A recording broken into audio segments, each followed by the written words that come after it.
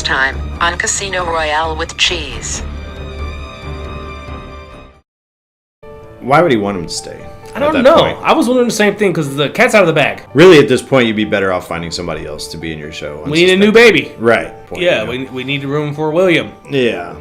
Right. Exactly. Yeah. I wonder what the black market on something like that would be, actually. I'm going to look on eBay. He's going to find unwanted pregnancies. No, for mine. Oh, for yours? Yeah. I'm going to have to. Let's just start our own show. There you go. We won't tell him.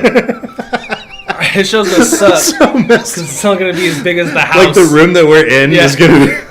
Here's the store in this corner over here. It's just play sets. He's going to be 18 years old and like, Dad, I don't fit in this chair anymore. Sucks.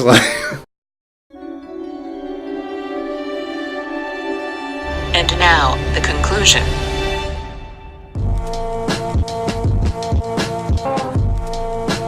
Houston, we have a problem. I have a really bad feeling about this. A boy's best friend is his mother. Hasta la vista, baby. Nobody puts baby in a corner. Roads? Where we're going, we don't need roads. Frankly, my dear, I don't give a damn. Silent breed is people! Yo, Adrian!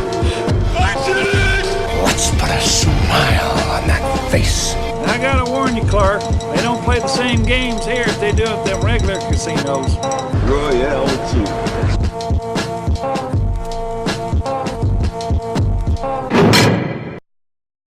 Take that, you mutated son of a bitch!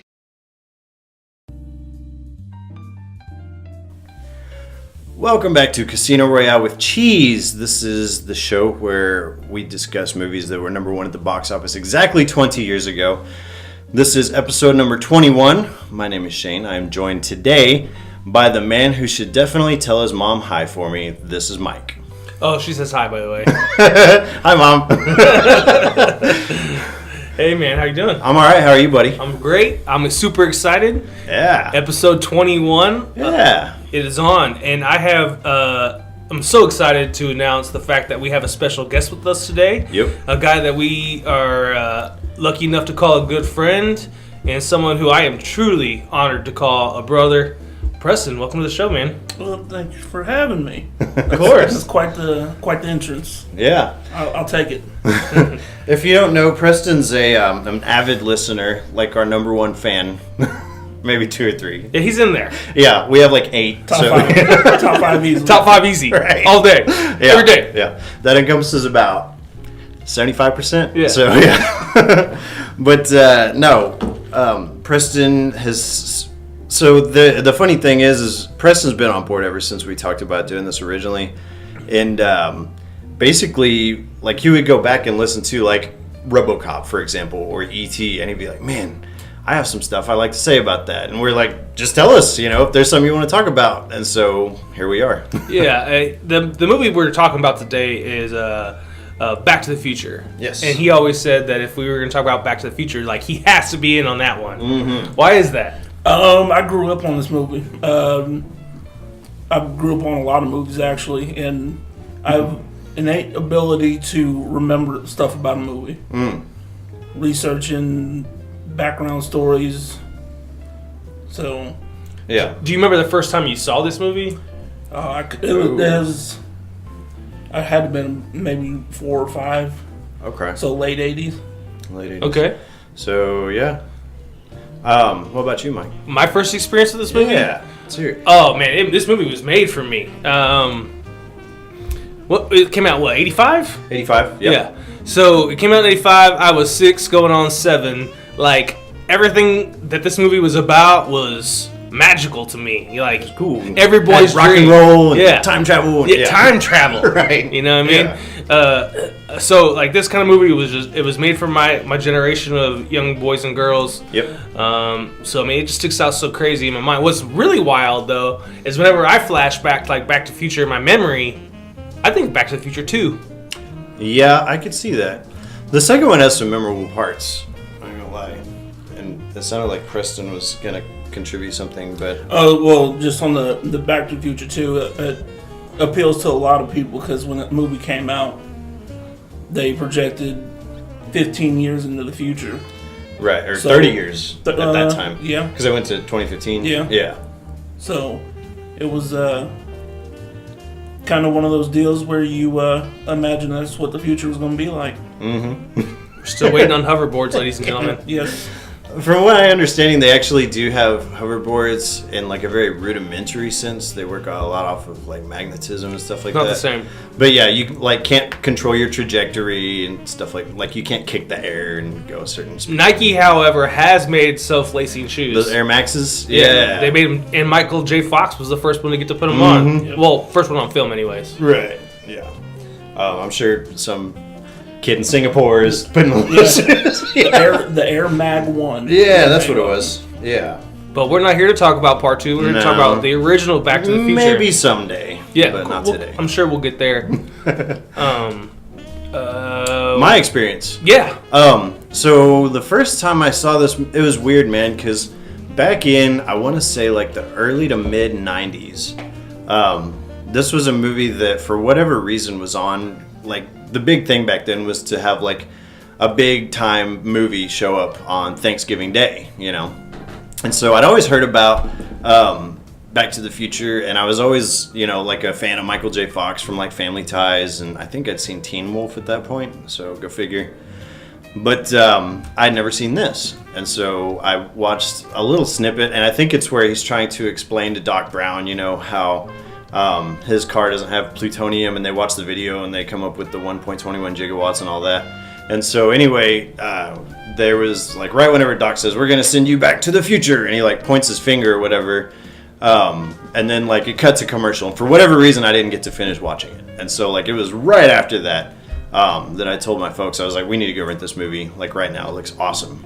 And so I watched it, and our TV at the time was actually this really broken piece of crap that you could barely see the picture on at all, but I was so obsessed with it, I sat there just wide-eyed watching this movie, you know, like I must have been maybe 6 years old at the time, so I was kind of like your age when you saw it, Right. And so yeah, it was incredible to me back then, you know, so. Awesome.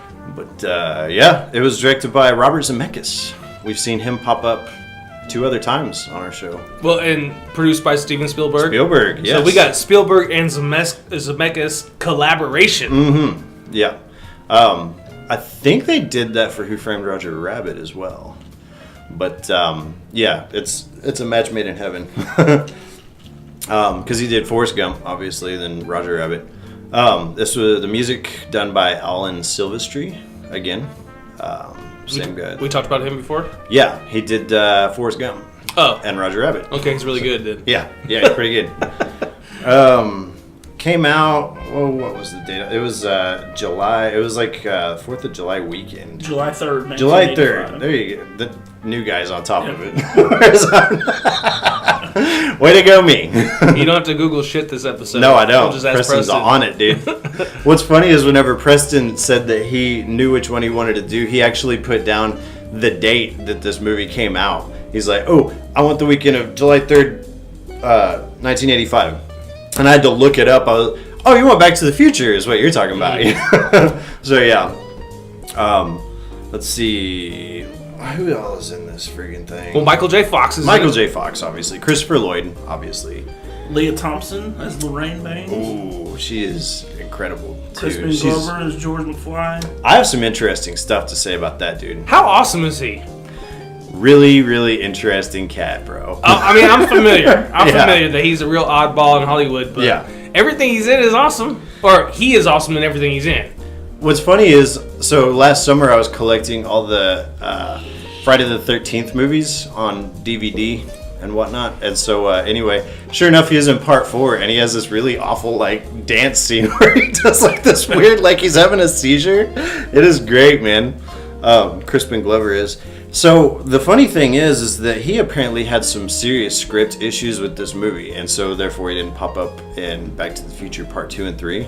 And he actually has this blog online now where one of his main crux that he talks about is how Steven Spielberg likes to have sex with like underage boys and stuff like that. What? Yeah, and he actually says that Steven Spielberg is trying to normalize having sex with underage boys, like Marty's relationship with Doc Brown, or like Short Round in the Temple of Doom, Indiana Jones, or like Hook. Like you got middle-aged Robin Williams hanging out with all these young kids and stuff like that. And so, like, he's on this campaign to, like, try to expose Steven Spielberg for being this pedophile. What? No, what his deal Do you is. have anything to add to that? No. I've seen multiple videos, and I'm like, man, this guy is out there. But That reminds me of Pizzagate, though. Pizzagate. You guys don't know about Pizzagate? Pizzagate, that's about, isn't that Hillary Clinton running the sex ring out of a pizza shop? Well, it wasn't Hillary, but it was political people had like a young boy sex ring. Like they would order up, like they would send text back and forth, and like some text would be like, "We got 21 hot dogs in the hot tub," and they were talking about like little boys. Apparently, That's a funny code. There's no real like evidence to prove any of this stuff, but it was a thing for a second. Wow. I'd heard of it, so Yeah. I didn't know it had anything to do with hot dogs. No. You'll never think about that stuff again. No, I didn't know anything about No that. more hot dog vendors. Yeah. Dirty water dogs. We got Thomas F. Wilson playing Biff Tannen, who's a major douchebag in this movie. Nails it. But he's from what I understand, like a super nice guy in real life, And I've actually seen interviews with him, and he said that anytime like a fan of Back to the Future wants to talk to him, he's like actually written a song now where like he talks about like, how was Michael J. Fox? He was nice, and all this other crap, and people ask like how the DeLorean was, and like in his song he wrote a piece of shit, and all this other stuff like that, But how was Christopher Lloyd? He says kind of quiet, and shit like that. It's pretty funny. Claudia Wells playing Jennifer Parker. Parker, I barely even know her. Heyo. Anyway. We just got started, Shane. Yeah, I know. That's pretty bad. The only other one that I made note of was the one that plays Milton Baines. He was the older brother that's like, what's a rerun? His name is Jason Harvey. He's from Wonder Years. He's the older brother. Older dickhead brother, yeah. Yeah. I think he's in A Christmas Story, too. No, that's a different guy. That's Peter Billingsley. No, not the main character in Christmas Story. I think he's like a brother in Christmas Story. Oh, I don't know. Was he in Christmas Story? I don't know if he was, but... Or he's one of the kids that fucks with the main character. Oh. I know one of them looks like the Shermanator off of American Pie. Yeah. Oh, that was the guy who like cuts in. You mentioned it, he does look like him a lot. Yeah. I don't know. I guess we can owe you guys that one. Yeah, I mean, I can be Doesn't wrong. matter. I'm wrong all the time. Yeah, of course. You're wrong right now, so. Maybe. Anyway, this movie, do you want to do the guessing game here? Yeah. We're lucky enough to have two players today. Yeah. I feel like I'm going to get my ass kicked. Yeah. So, the first category is... So, to be fair, Preston, real quick, because I know that you've been looking into this movie a lot in anticipation for this. Have you looked into the numbers at all, or any of that stuff? None of my notes came from anything online. Okay. All right. That's good. This movie was made on a budget of $19 million, which is astoundingly impressive, I think. Yeah. It's a good-looking movie for, I don't think, a huge budget. A lot of it is practical effects. I agree. Very few visual effects, so 19 sounds reasonable. Right. For a movie that's seemingly big on effects, I think you're right. There's a little bit here when the time machine actually does its thing. Yeah. And like when Marty's vanishing, but for the most part, it's pretty practical stuff. Yeah. Do you guys dare to? Are you gonna guess weeks or weeks first? Dollars. Okay. So I'm gonna go 3 weeks. Number one. Preston. I'm gonna price the right you and go 4. 4 weeks. Go 4 weeks. All right, you ready? Yeah. 17 weeks. Whoa! Yeah. Shit. But it wasn't consecutive, so it was number one for 3 weeks, and then it took number 2. It was second place at the box office for compared to European Vacation with Chevy Chase. And all that. Okay. And then it continued after that. It slid back into the number 1 spot until September the 20th that weekend. How many weeks in a row was it number 1 for its second run? So it was, let's see. Oh, I'm sorry, not 17, 11 weeks. My bad. Big difference. Yeah, it is a big difference. I read that wrong. So it would have been, 7 weeks? So it's not as impressive. Okay, but 3 weeks was its first run. Yes. I win. There you go. All right. We'll go with that. One thing I think is interesting is it was actually it was in the top 10 at the box office until December of that year. So for like 5 months, this thing was just kicking ass at the That's box awesome. office. Yeah. It explains why the sequel is such a huge hit. Mm-hmm. Yeah. Yeah. Both of them were really. Yeah. But yeah. What are your guesses number wise? I'm gonna go 220 million. Domestic or worldwide? Domestic total box Oh, office. here we go, fancy pants. I'm gonna say in 270 range. Okay. 270 million. Well, Mike would have won again. Okay. 210,609,000. This is my house, Preston. Right? Say go home. Yeah. But that's pretty much that's a pretty good run. I think 19 million altogether worldwide brought in 381 million. Okay. So that's pretty kick ass. It's a good return. Yeah. Apparently, this movie was written originally. It had Eric Stoltz in mind, and I'm sure you're tracking that as well, Preston. Yep. Yeah. Tell us about it. So Eric Stoltz was originally cast as he was originally cast as Martin McFly. Right. Michael J. Fox was actually first choice, but due to family ties, He was contractually obligated. Those producers Yeah. weren't having it because they didn't want to interfere. Family Ties was a big show, and he was a very big part of it. Right.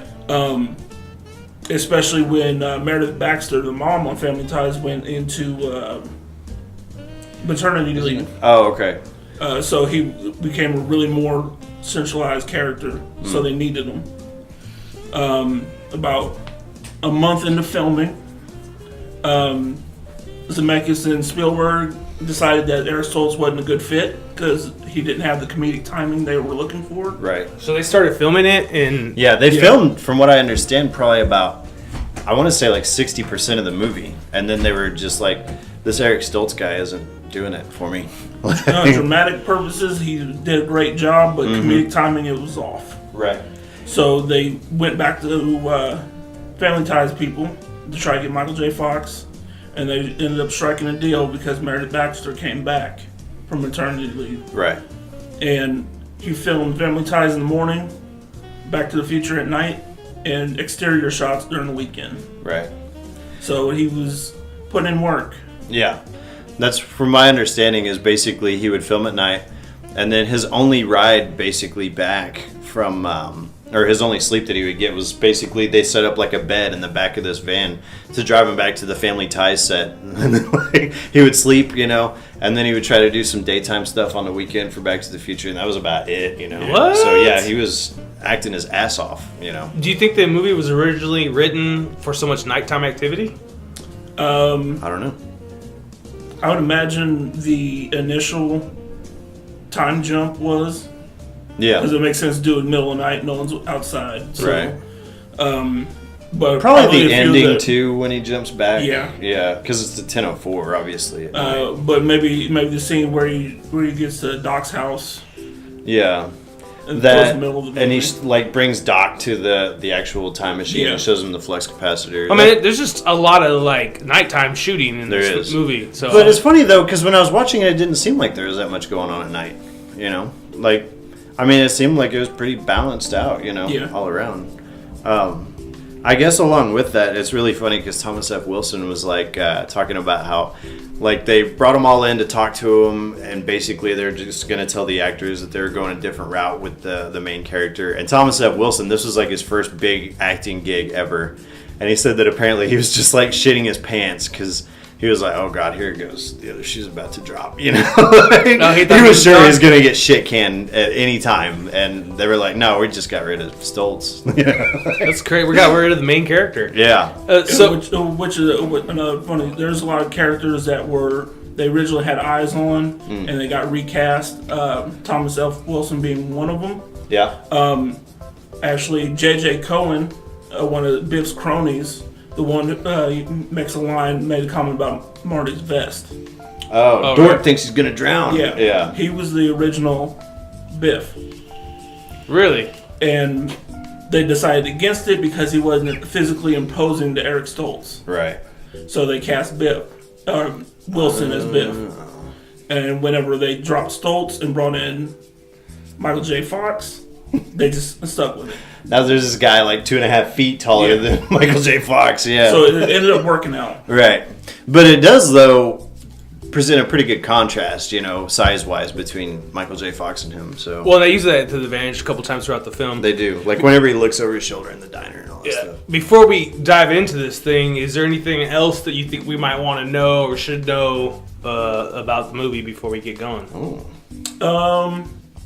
Let's see. John Lithgow was originally wanted to play Doc Brown. He became unavailable, and Christopher Lloyd was chosen. Huh. I know that. So apparently, I guess, from my understanding, Christopher Lloyd didn't want to do the movie originally. Originally, no. Yeah. Why? I have no idea. He said he read the script, didn't care for it. He never even finished reading the script. Oh, there you go. And then I guess like he had brought it home, and his wife like read the script, and she was like, "Hey, this is pretty good. You should read this," And he read it, and he was like, "Yeah, it's not bad," And then How do you guys know so much about this movie? I've just looked a lot up on IMDb, honestly. And I know that they also approached Disney to produce the movie, and they refused pretty much for the incestual relationship between Marty and his mom, which we'll discuss later. We will definitely discuss that Yeah, later. we will. I have one thing I'd like to add. Okay.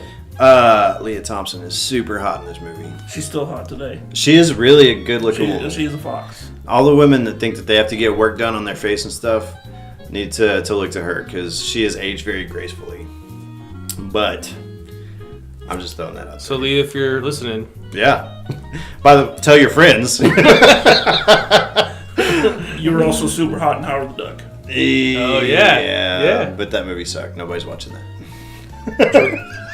You guys ever Don't wanna, tell me you like that movie. If you guys, Preston. I do. If you guys want us to sit around and talk about Howard the Duck, I'm down. It's a solid 80s movie.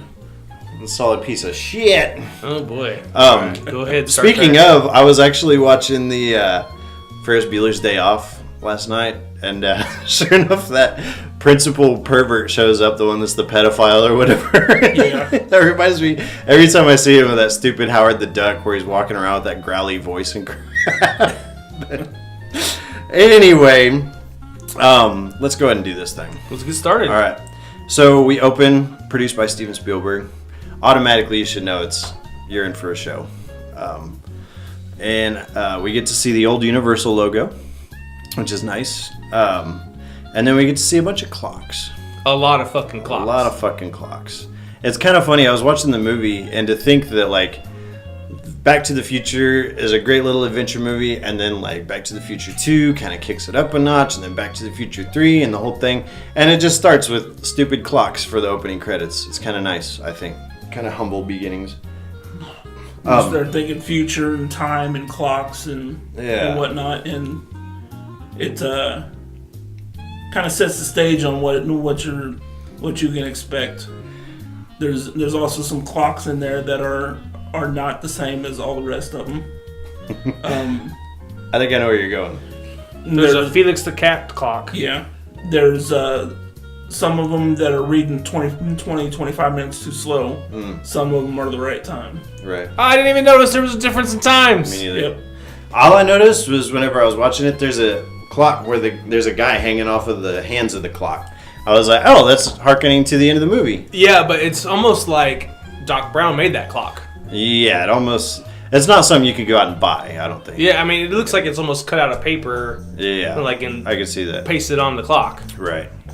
There was, right after we get done doing the little zoom in on the clocks and everything, there's a news report that, like, there's this TV that automatically turns on, and there's a news report of this woman that's talking about there was this plutonium that went missing 2 weeks ago. It was stolen out of this vault and all this other stuff. Well, we saw an article just before that said Brown's mansion destroyed. Right, it burned down or whatever. And then we see the beginning of damn it, I don't remember what they're called. It's a device that you design that's really complicated to do simple tasks. Like a Rube Goldberg. That's what device. I thought it was. Okay, yeah, Rube Goldberg. So it's part of this Rube Goldberg device that turns on the TV, and we listen to the plutonium theft story. Right. as we watch the rest of this Goldberg machine kind of work its way out. You see coffee pouring into this hot plate that there should be a pot there, and there's not, and stuff like that. Yeah. It's to pour dog food out for Einstein. Mm-hmm. Makes burnt toast. Over and over It again. keeps like pulling it down and shooting it back up. Yeah. I do not want that toast. And the dog. You get from the dog food and the burnt toast combined. You get the idea. This thing has done this several times. It's been running for a while. Yeah. And no one's maintaining it. Right. The dog food thing is disgusting. Like just the way it splats into that. It's gross. Well, there's several days worth of dog food in that bowl. Doesn't make it not gross. I think that's what makes it actually gross, actually. Right. Go ahead. Somebody take the helm from there. I said my piece. All right, and you hear the door unlock, and Marty McFly comes in, asking where Doc is at, where Einstein is at. He kicks his skateboard across the ground, and it actually hits a plutonium case underneath the bed. We know who stole the plutonium. Right. Then he hooks up to an amplifier. Yeah. Doc's not there. He, with an electric guitar. Mm-hmm. Cranks that bad boy up to about 150 and lets her rip. It's great. That scene is so iconic to me. It is. Like when I think about the original Back to the Future, like that's one of the pictures I really get in my head. Right. And I don't know if it was used in other advertising or why it sticks with me so much, but him with that just one, wah, and the speaker explodes and it flies across the room. I like when he holds his pickup and the light hits it just right and you see a little shimmer come off of it. It's great. It's a pretty cool scene. Yeah. Tiny little guitar though. So. It's a really small guitar. Yeah. Uncomfortably small. I don't know if I've ever seen one that small. No. Their phone rings, and sure enough, it's Doc Brown. And Marty obviously knows who he is. He says something about meeting him at the Twin Pines Mall at 1:15 in the morning, the next morning. And all of a sudden, all the clocks go off. And he's like, "Oh, are those my clocks?" And he's like, "Yes, they are." And he's like, cool, yeah, awesome. He's like, "My experiment worked. They're exactly 25 minutes slow." And he's like, "So it's 8:25 right now?" He's like, "Yeah." And so Marty realizes he's late for school. And he takes off to go to it. Yeah, so he shows up to Hill Valley High. Yeah. And it's run down like a mofo. Well, first off, how he gets there I find interesting. So, that's disturbing to be talked about. Yeah. Right. He grabs a skateboard, he hops on the skateboard, and he basically holds onto like the bumper of these cars in the back, like the tailgate of a truck or a Jeep or whatever. I think in the 80s that was called skitching. Yes. Skitching. Oh, okay. I'm glad you guys are cooler than me. Well, we already knew that. But, yeah. The thing I was thinking about that though is, what if you hit a rock, dude? If you pick up a rock, that show's over. You gotta keep the front wheels up. Oh, is that it? That's how I do it. Okay. Slightly, you gotta keep the weight off the front wheels. I see. I'm no sketching expert. If you want to talk about sketching with an expert, you would hit up Christian Slater from Gleaming the Cube. Okay. He can tell you all about sketching. Okay. Right? Yep. I've actually also sketched before, but I did it on rollerblades. Oh, okay. So we got an expert. Nice. But yeah, it's funny because it's all kind of coordinated. It's obviously like the movie coordinated it, because every time this dude takes a turn, there's another car with the tailgate available for sketching. Right. But it is pretty cool though, and I gotta say, so the opening to this movie I find really cool because they do a lot of establishing stuff here. They show the diner that appears later on in the movie, but basically now it's shut down and there's like this aerobics class. Yeah, all that stuff. You can tell he does it every day because he waves and all the ladies turn around and wave back. Right, yeah. It's great. But yeah, eventually he goes to school.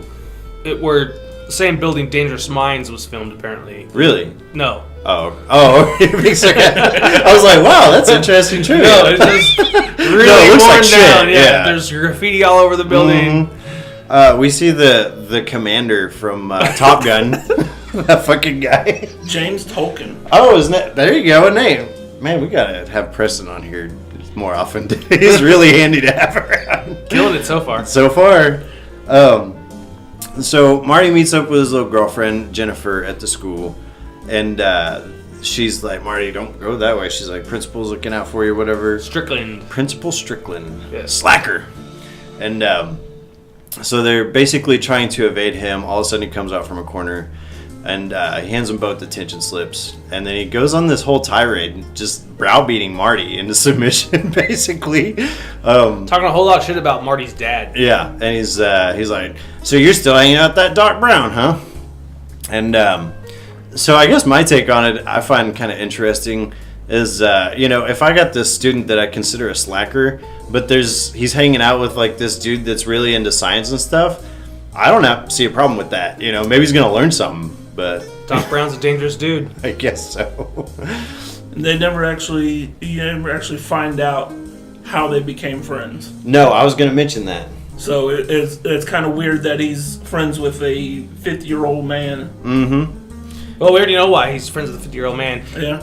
Because Steven Spielberg's really into man-on-boy sex. Right. And he's trying to establish that theme. Right. I have a feeling Spielberg kind of goes for like a younger demographic, but we'll give him some slack on this one. So. Big enough age gap. Right, yeah. I refuse to believe it. That's so weird. So what, E.T. and Elliot were getting down? I don't know. Maybe Spielberg's into alien sex, too. I don't know.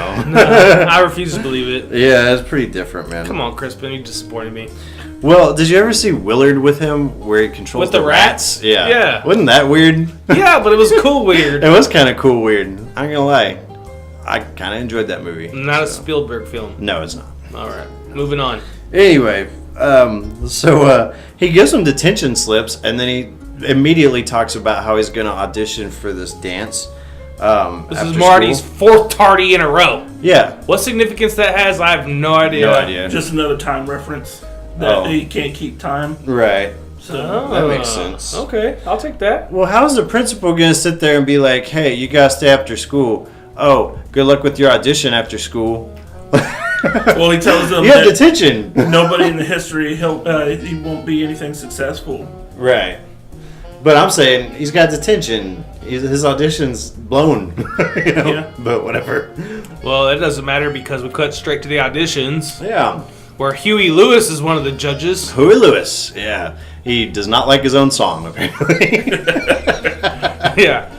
So Marty plays one of Huey Lewis's songs, and Huey Lewis tells him, "You're too darn loud." Yeah, it's great. Which is kind of just ironic. It's supposed to be a little giggle. Right. Because you're supposed to know who Huey Lewis is. Exactly. It's great. And I think Huey Lewis is hilarious. So, his band, The Pinheads. I wrote that down for some reason. We see right after that him and Jennifer walking to where her dad's going to pick her up. And we see there's a little van that drives by talking about re-elect Mayor Goldie Wilson. It's the second time we've actually seen the vehicle in the opening shots. When he was skateboarding around, they showed that too. Oh, okay. So they want to make sure we know right that the mayor that's running for re-election, his name is Goldie Wilson. This dude is significant. Yeah, right.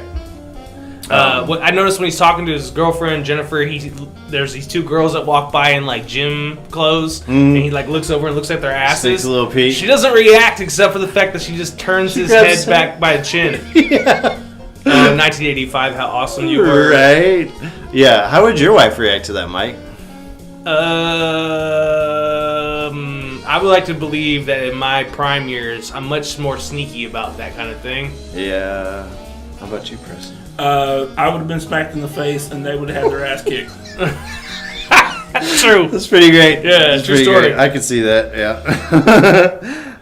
He sees a Toyota Tacoma. Statler Toyota selling their 4x4s. Yeah, it's a sweet 1985 Toyota Tacoma. I think it's kind of a cool truck. They are cool trucks. For the 80s, that was a cool truck. Yeah. Those trucks, to this day, still demand like pretty good dollar for a used truck. Yeah. Because they're known for like being bulletproof, basically. They run forever. Matter of fact, Top Gear did an ongoing. For those of you who don't know, Top Gear is a UK car show. Right. They did an ongoing thing where like, can we break this truck?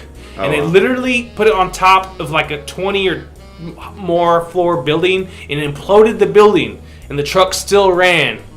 It didn't drive so good. Yeah. But it still ran. So considering this movie was like Toyota, they put all their chips in on this truck, Right. and then they built a good truck. They did. I'm not even a car guy, but if you get a chance to watch Top Gear, it's a great show. I really enjoy it, and that's coming from a guy that doesn't really care that much. All along this whole time, Jennifer and Marty are talking, and he's like, well, they just didn't like me, and, I just, I don't think I can take this rejection, and all this other stuff, basically. Kind of... Foreshadowing. Yeah, it's kind of different for him, because he seems pretty confident otherwise, but this one area he just has a problem with, Music. Yeah. Yeah. So, all of a sudden... Well, talk about a camping trip. Yep. He lied to his mom, saying he's going camping with the guys, but he's really going up with Jennifer. Right. To go park. Mm-hmm. Mom doesn't like parking. No. No, he says that Mom doesn't, I swear that she was born a nun. She doesn't like girls calling their boyfriends, and doesn't like girls initiating or being, assertive Forward. at all. Yeah. And so, that's kind of the thing. This old woman puts a coffee can in their face talking about saving the clock tower. Save the clock tower. She gives a big speech. Long story short, Marty gives her 25 cents. Be sure to take a flyer. Did you guys find it funny that there's no actual clock tower in this movie? There's a clock. There's a clock. There's no tower. On a building. Right. Yeah. It's just a courthouse, but whatever. I mean, it's the Office for Public Affairs. Because that's important to know. All I'm saying, it's not a courthouse. That's my only point was. Fair enough. In the future, it's courthouse. Yeah. Oh, that's what it was. You're right. Yeah. Yeah, in 2015, it's a courthouse. And it has glass in the front of it. Get your facts straight, Shane. Yeah, she says that the lightning struck the tower 30 years ago. It hasn't run since. And now people are wanting to tear it down, but she's trying to have this deal where they raise funds to save it, basically. So right then, Jennifer's dad shows up. He's like, hey, I'll give you a call tonight. She said, I'm going to be at my grandma's house tonight. And so she writes her phone number down on a little flyer, says, I love you, and is sent on her way. Right. Yeah. Marty goes home to, was it Lion Estates? Yeah. Nice neighborhood. Kinda. There's a bunch of graffiti in the neighborhood. Not nice at all. Yeah. No, it's a piece of shit. He goes inside and we get to meet Marty's family. Well, we see the right car. Oh, too. yeah. As he's entering the abode. Mm-hmm. Get classy on you guys for a second. What's that mean? House. Okay. Home. I don't know. Dwelling. Whatever. Yeah. Some type of structure. Right. Anyway, so they go in there and, like Shane said, the car is wrecked. And we get a chance to meet Marty's family. What do you got about Marty's family there? We first see Biff and Marty's dad talking about the car. This whole scene's great, by the way. I love it. Basically, he's bullying his dad, Marty's dad, and saying it's his fault that he wrecked the car and the car had a blind spot. There's a blind spot. You didn't tell me about the blind spot. What are you, blind? Yeah. And Marty's dad asked him who's going to pay to get the car fixed. Biff's retaliation to that is, who's going to pay for the beer I spilled on my suit? So Biff was drinking and driving. Right, yeah. He's pissed off because he got beer on himself whenever he wrecked the car. Because he didn't know there was a blind spot in a car, which there is in every car. Unless it's a convertible. But yeah. George didn't tell him about the blind spot. Right, so it's George's fault. Yeah. Oh, and he's like, so I pay to have your car towed all the way here, and all you got for me is light beer, and he like raids the fridge. Yeah. And he establishes the name McFly. Yeah. That we see throughout the remainder of the series of movies. Wait, McFly is his last name. He just calls him by his last name. Yes. Yeah. Okay. There you go. I was confused for a second there. Yeah. But yeah, he's when he's messing with him, he calls him McFly. He doesn't call him George. Right. He's telling him all about how he has these reports that are due at work, but he's basically tasked George with doing them and then like giving him back to him so that he can fill them out himself and make it look like he actually did the work. George is like, okay, I'll finish him tonight. He's a complete pushover, by the way. Yeah. And I'll get him back to you first thing in the morning. Right. I sleep on Saturdays. Yeah. Don't come too early. Yeah. They go to dinner, or they eat dinner at the house with the family. And you kind of see how big of a dork the dad is. Mom is drunk. Yeah. She's alcoholic. What makes her an alcoholic? Because you saw her have 2 drinks? I'm going to assume that she's an alcoholic and she's not happy. I kind of think that this is a regular thing for her to just go home and tie one off every night. I mean, this is supposed to be a day in the life type of deal, and all you do is see her drink from the time she's on screen to the time the scene's over. Well, I was playing devil advocate. I definitely got the same opinion out of the scene. Right. She likes her vodka. Not mad at you. No. Not mad at you, Lorraine. I'm not judging anybody. Yeah. Excuse me while I take a sip. Right. She's drinking this nasty shit called Popov vodka. I don't know anything about it, but it looked really gross. It's just cheap vodka. That's kind of what I figured. It's not as bad as like McCormick vodka. Right around the same level. Oh, is it? Yeah. Yeah, that's bad, dude. But yeah, so I guess while they're just kind of BSing around the table and watching Jackie Gleason, which you wouldn't think would factor in later, but it does. There's a lot of establishing stuff in the first like 20 minutes of this thing. Yeah, and she throws a cake on the table. Yeah. And she says we have to eat this on our own because Uncle Joey isn't getting out. He didn't make bail. Or parole. Parole. Yeah. My bad. Parole. Right. And they refer to him as Uncle Jailbird Joey. Mm-hmm. So his sister talks about how like Jennifer had called while Marty was outside moping about the car. And then Mom takes off on this thing. She's like, "Oh, I don't like it when that girl calls you, and I don't think the girl should be calling boys and sitting in parked cars with boys and all this other stuff." I felt bad for the sister because she's like trying to plead her case. Like, well, how am I supposed to meet anybody? Yeah. If I'm not allowed to like ever talk to somebody. Right. And then Mom just takes off on her own story. Doesn't give her any kind of answer to that. Yeah. And we get to learn about how George and Lorraine met. Right. Tell us about it, Preston. It talks about going to the Chapman Under the Sea dance. How did they meet? They met by Grandpa hitting him with a car. Yeah, he did. What were you, bird watching? which he then brushes off by acting like he didn't hear a word. What, Lorraine? Yeah, it's pretty good. And we will see that take place in some fashion. Yes. And that scene makes way more sense when we get to the past. Yes. Yes. Yeah, all this exposition, you would think that you could kind of ignore it, but you're sadly mistaken. I kind of was. Oh, okay. I kind of was sitting there, even since so you guys at home listening, we watched this movie together right before we started recording. Yeah. And I was like watching the scene and I was like, okay. Whatever. All right. Okay. Where's the car? Yeah. And then it all makes sense as the movie unfolds. Mm-hmm. We go to after that we cut to Marty waking up. He sleeps in a really awkward position, by the way, With his ass sticking straight. and his arm wrapped behind his back. Yeah. He's like still wearing his suspenders and shit. Yeah. I think I've seen toddlers sleep like that. They're usually upside down whenever they wake up. So, like in Family Guy, when like Peter falls down the stairs, like that's basically what Marty sleeps like. It's like with his limbs just tangled up. Maybe that is to show us that he's a kid. Yeah. It's to establish that he's a Could kid. be. Yeah. But we're at the mall, and we get to see the DeLorean. All its glory. Twin Pines Mall. The DeLorean, just real quick, sidetrack. Yes. Top 3 movie car all time? Top 1 for me.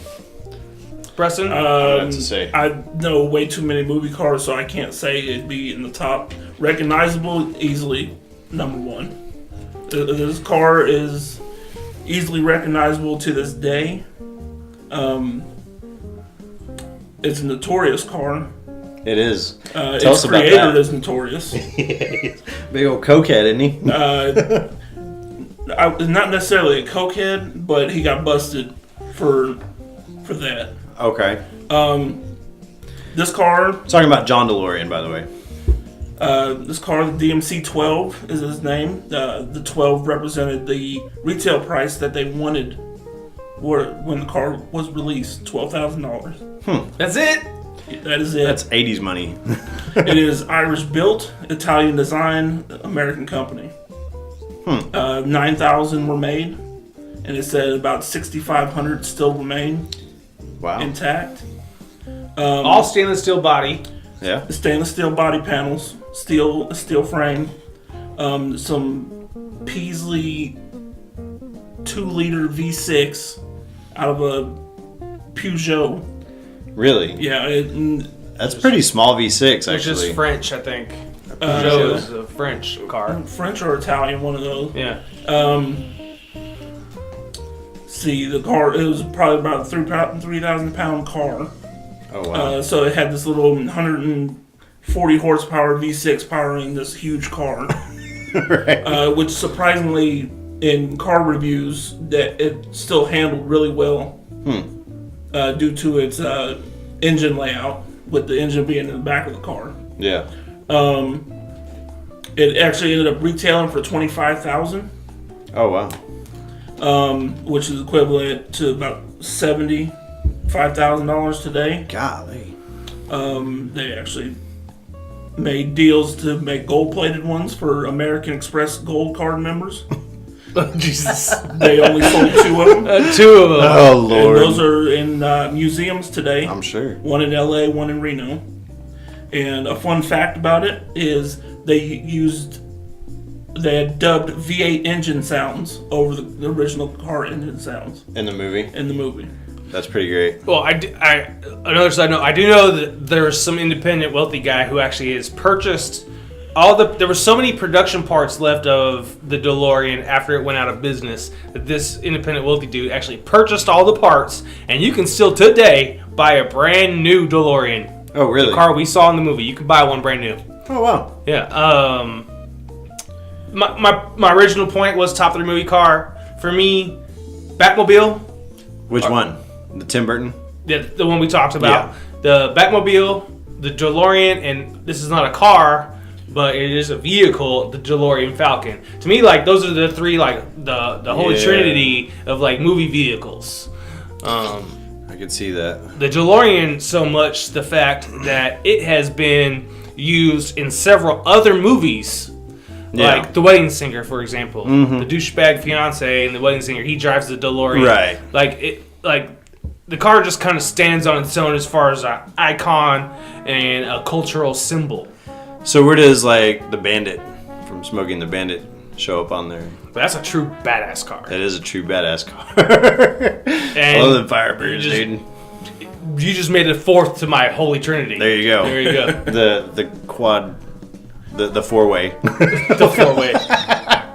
Yeah, there you go. 4 horsemen of movie vehicles. Right. I'm a little bit more into cars, so my list is a little different. Let's hear it. I have Stephen Queen's Bullet. Bullet Oh Mustang. yeah, that's fantastic. I have the Firebird from Smokey and the Bandit, the Trans Am, Right. and then I have I forgot the name of the car. So much for being a car guy. Yep. Moving on. You were on a roll too. So, yeah. You were doing so well. Right? It's over. Go away. The original Eleanor from Gone in 60 Seconds. Oh yeah. GT 500, 1967. Well, that's in the That's the remake. the isn't it? remake. Yeah. I'm talking the original Gone in 60 Seconds, Yeah. which was a 71 Mustang Mach 1. Oh, Pretty sick car. that is pretty sick. Anyway, that aside, The license plate says out of time. out of time. Yeah. And he meets Doc Brown there, and we see Christopher Lloyd for the first time. He hands Marty a camera and says, "Here, I want you to record what's going to happen here." And he has a remote control in his hand. He has his dog climb up in the seat. Einstein. Yeah, Einstein. And he shows that he has a watch that is synchronized with the watch that the dog has. That basically, I think it changes to like 119 at the same time, so that you know that they're synchronized. And then he shuts the dog in there, hits the remote control, and the car starts backing up. And Marty has no idea what's going on. After that, he says, Marty's asking him, like, what the hell are you doing? He says, whenever this car hits 88 miles per hour, I suspect we're going to see some serious shit. He doesn't say suspect. He's like, this baby hits 88 miles per hour, you're going to see some serious shit. Oh, is that what it is? His confidence level is through the roof, even though we are to believe that this is the first test. It's never been tested, because after they do a successful test. Which, there's some theories that he has experimented with time travel, with the clocks being 25 minutes late. Right. and the plutonium case, which we'll talk about here in a second. There is a plutonium, 2 plutonium canisters that are used. I see. And we saw a plutonium canister underneath his bed, which Marty didn't bring to the parking lot in the mall. Right, so he has a lot of it. Yeah. So there's theories going around that he's messed around with time fields already. Right, he's already got stuff cooking. So sure enough, he hits the brake on this thing, starts revving the car up. It's spinning tires. Which I want to say something. Yes. Even though he got the speedometer on the vehicle to state that it was going, let's just say 40 miles an hour. Right. The car's not moving. Right. So it's technically traveling 0 miles an hour. Mm-hmm. That's all I have to say about That's that. what I was wondering is... But when he releases that brake, it's doing 65. Right. We'll Right. believe that. Right. I was also wondering because we see Marty like shifting gears later, so we're to assume it's a standard transmission. Yes. How is he doing that with a remote control? That's also another good Fair point. enough. Sometimes we uncover some plot holes. But yeah, I just thought of that, but yeah, whatever. So he gets the car up to 88 miles an hour, forces Marty to stand next to him to continue filming the car, and it disappears just before it hits them, and Marty and Doc are standing in flame tire tracks. Yeah. The car's gone, and there's these 2 tire tracks to take off, but they're flames, yeah. Yeah, and Marty is just standing there and doesn't even move. Like, literally, his entire right leg is engulfed in this flame. Right. Doesn't flinch. No. That's great. And then, basically, he's explaining to him. He says, did you just vaporized your dog? And he was like, no, he didn't get vaporized. And Marty's like, well, where is he? And he's like, it's not where is he, it's when is he? And he starts to explain that he built this time machine out of a DeLorean, all this stuff, and then all of a sudden his little clock starts beeping again, his little thing that he has that's synchronized with the dog. And he's like, oh, we gotta move. And all of a sudden this time machine, or this DeLorean just emerges out of nowhere. And then it just sits there for a minute, pretty much, Einstein's fine. Yeah. And then he explains to us that it did travel for it jumped a minute in time, and he talks, and then he starts to explain to Marty the car and the way the car works. Well, we see the clocks. The Einstein's is 1 minute behind. Oh yeah, yeah. Thanks. But go ahead. Yeah, so he starts to explain to Marty how the car works. He explains the different time gauges that he's established in the vehicle. You have the time you want, your destination time, yes, your current time, and the time where you left. You just were, yeah. So he says you can go to anything, like the day the Declaration of Independence was signed. Yeah. So July 4th, 1976. You could go to the Birth of Christ. December 25th, 100 out. 000. Yeah. It's so funny. Oh man. I'll leave my theories of that alone. Right. Or you could go back to November 5th, 1955, the day I thought about time travel. Yeah. He explains that he's hanging a clock in his bathroom. He slipped, hit his head, and all of a sudden he thought of the flux capacitor. He drew a picture of it. And that's when time travel was born. You have anything to add to that? I mean, it's a pretty significant part of the film. It is. We don't really get an explanation of what the flux capacitor actually does. It fluxes. In a capacity. Yeah. It has the capacity for flexing, yeah. Yep. In technical talk. Right. We know all about this. He goes off and starts explaining that it's been 30 years and he's used up his entire family fortune to make this dream possible. And then he starts recollecting of what the area looked like. And he starts talking about old man Peabody wanting to breed pine trees. That's great. Which, once again, I'll draw attention to the fact that this is Twin Pines Mall. Twin Pines Mall. It does factor in later with old man Peabody. It takes 1.21 gigawatts. 1.21 gigawatts. Yes. That always bothered me. Or gigawatts. Both are acceptable. It's technically gigawatts, and I guess Robert Zemeckis actually knows that gigawatts is a mispronunciation. I guess he went to this like science conference or something like that, and there was this guy that went up there. He's talking about gigawatts, but he kept calling it gigawatts, and he thought it sounded really funny, so he wrote it in the movie.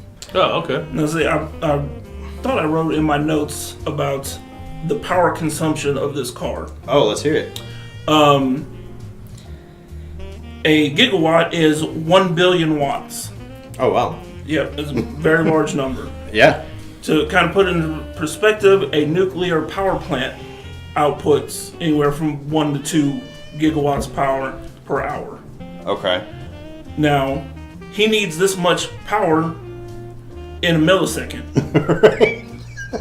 So we learned that the car is actually electric and not nuclear, as Marty believes. But he needs a nuclear reaction Right. to generate this power. Yes. So we learned that he has a nuclear reactor on the back of his DeLorean. which is quite impressive to scale down to that size. To even further put it into perspective, there are 746 watts in 1 horsepower. Right.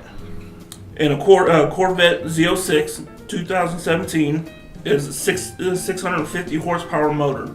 You need 2,000 of those motors to generate that kind of power for 1 millisecond.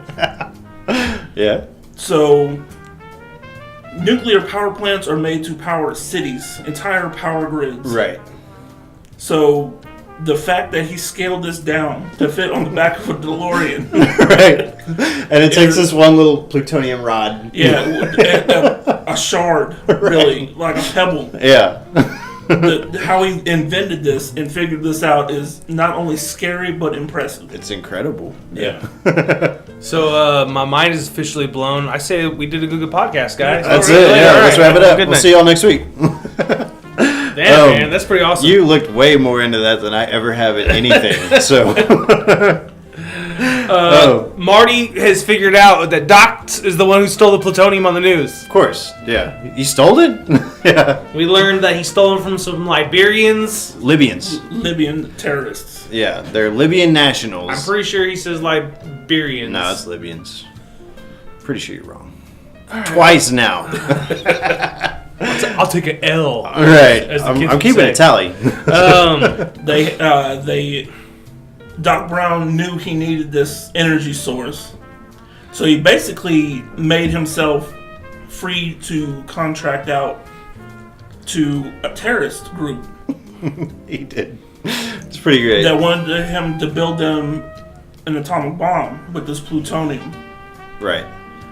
He ripped off the plutonium from them and gave them a shoddy bomb casing made of pinball machine parts. That's awesome. And bolted. So, To his hometown. yeah. Right. Yeah. Good idea. So we don't have too long to wait because the Libyans, Liberians, It's not show up and It sounds like you're saying librarians. Yep. I didn't say This is Liberians. a librarian They stole a bunch of terrorist. books from him. They're gonna nuke the something not book related. Hold my beer while I explain to you how this works. A whole nother level to burning books. Right. So they show up in a Volkswagen bus and start to shooting. Yeah. Well, Doc's getting ready to go to the future. He says he wants to jump ahead 25 years. He packed some underwear, and Because he can't handle synthetics. right, and he's getting ready to book it. And then the librarians show up. Thank you. Very good, Shane. You're so welcome. So they start shooting. Yeah. And I'll leave what my opinion is for them later. But anyways, they start shooting. They shoot Doc Brown.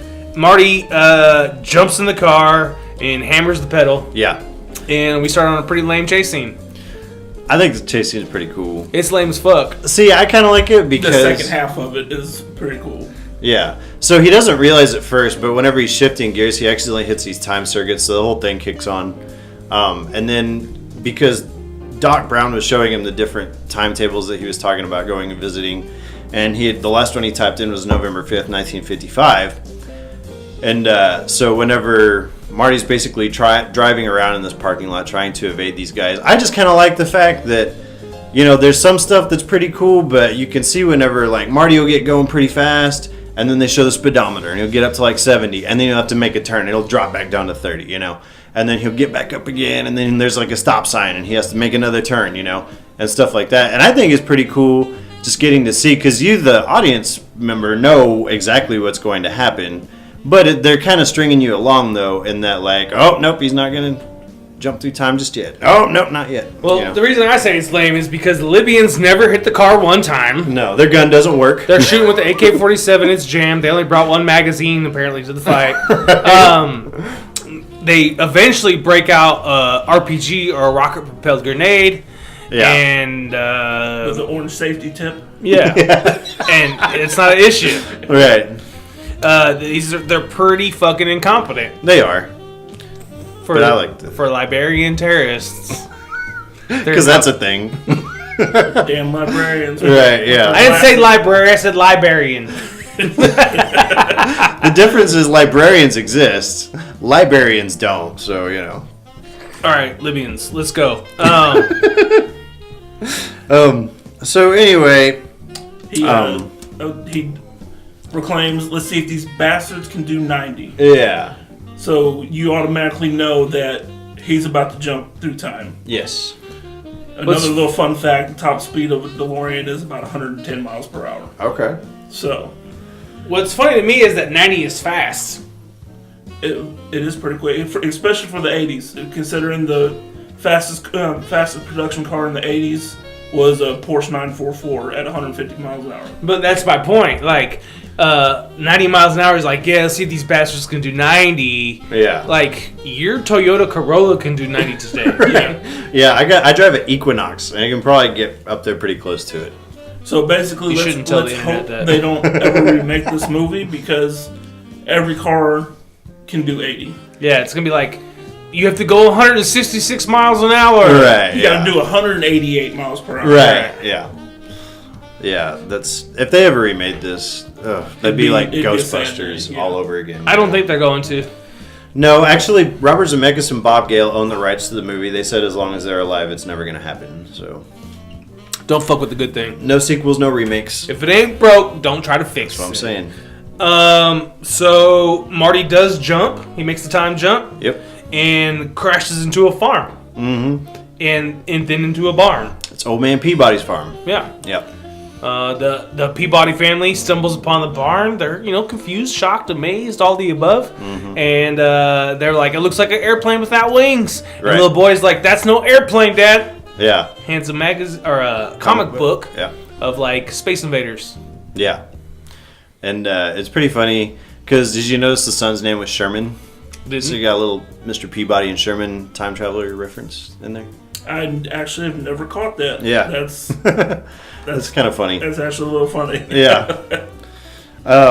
So yeah, then all of a sudden the door pops open because if you haven't seen a DeLorean, it opens. It's called a gull wing. Right. Yeah. The door pops open like from top up and down instead of outward, It hinges at the top. Right. Versus the front. Right.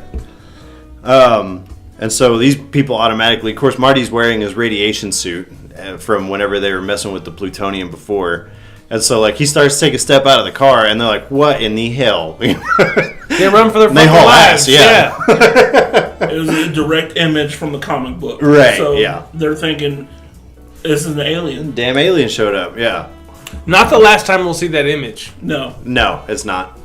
It's used to great effect later. Yeah. So he walks out of the barn. Sure enough, Dad's there with a shotgun now. Mr. Peabody got a shotty. Yeah, and Marty's got the little hood flipped up, and the kid's like, he mutated into human form. Dad's, shoot him! I'll show you, you mutated son of a bitch. And so yeah, then Marty hops in the car, takes off, runs over one of the pine trees, and he drives out to his future neighborhood that doesn't exist yet, and the car breaks down. And so he's trying to get help from people on the side of the road. Of course, they think he's a fucking weirdo too.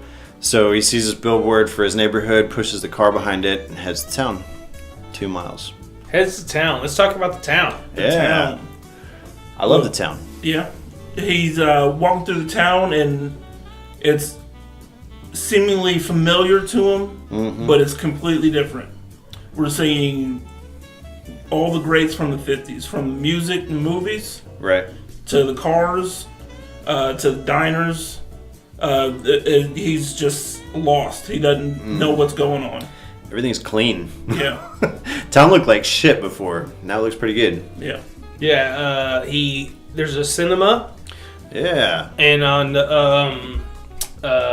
what's that shit called? The marquee. Yeah, thank you. The marquee of the cinema, we see a couple familiar names, or at least one. Right. They're showing Cattle Queen of Montana with Barbara Stanwyck and Ronald Reagan. And Preston pointed out, he's like, notice a little banner underneath that says now air conditioned, you know? Could you imagine going to the fucking movies when there wasn't Forget air conditioning? that. No. Anywhere it's not air conditioned. Anywhere. First world problems. Yep. Forget that. I'm not sitting in a hot ass theater next to some big dude eating popcorn. He kind of walks around. He sees that there's a re-elect for another mayor that's not Goldie. Red Thomas, yeah. Is there significance to Red Thomas? No, it's just to show that It's not Goldie around Wilson. the same time of year as a re-election, but it's not who he knows as. It's not Goldie Wilson. Well, No. so interesting enough, at the end of the movie, whenever, spoiler alert, Marty actually shows back up in 1985, there's a guy that's sleeping on the bench that says California Raisins. He's got a little radio with him or whatever. And, he actually calls... Did you never notice that before? I did. It just popped in my head. I was like, wait, his name is Red. Yeah, he calls the guy. He's like, oh, Red. Looking great. Yeah. Yeah. Yeah. Good catch. So I don't know if that's supposed to be like the mayor from the 50s, like completely washed out Has or to what. be. Has to be. He walks around a little bit more around town, ends up going into the diner, which he knows is a gym. The aerobic studio. Yeah. And has a seat. Yep, he does. Oh, he gets somebody chucks a newspaper. It says November 5th, 1955 on it. So now we know it's fucking 1955. Right. Yeah. Could you imagine? No. It'd be awesome. I love the 50s. That would have been a bad time for me. Well, that's valid. Yeah. We saw I think the only black dude that we see actually is the one sweeping the floor. So yeah, Goldie Wilson. Pretty bad. Yeah. Yeah. For those who don't know, Preston happens to be of a mixed descent, and so he's got a little bit of some melanin on him. And yeah, you're right. 1955 would have been a bad time. We'll just say Goldie Wilson did better in 85 than he did in 55. So. And how tall are you, Preston? I'm 6'3". How much do you weigh? About too much. He's an imposing figure, to say the least. Right. Yeah. He would have stood out. Yeah.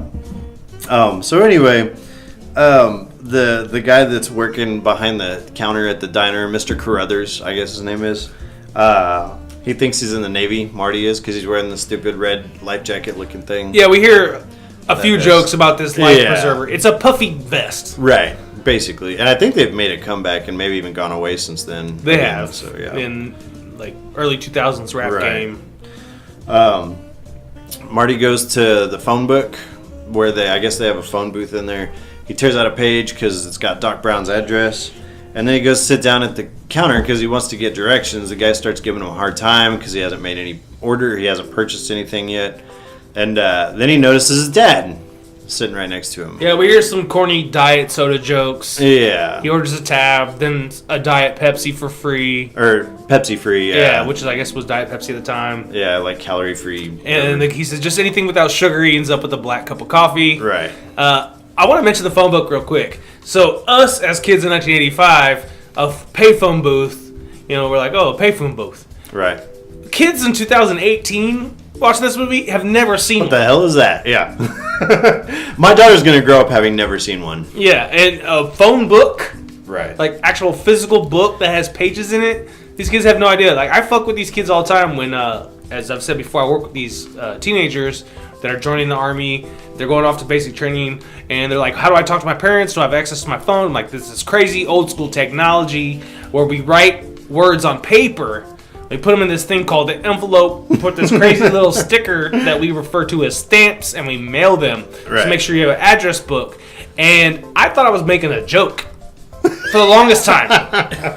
But these kids look at me sometimes like, what? Like, you never wrote a letter, motherfucker? You know that box in front of your house, right? More than just bills come there. Man, I feel old now, boy. So, we talk about all the time, like, we jokingly say things like, spoiler alert. Yeah. And you're always like, everybody's seen this movie. No, they haven't. Don't take that for granted. Yeah. They haven't.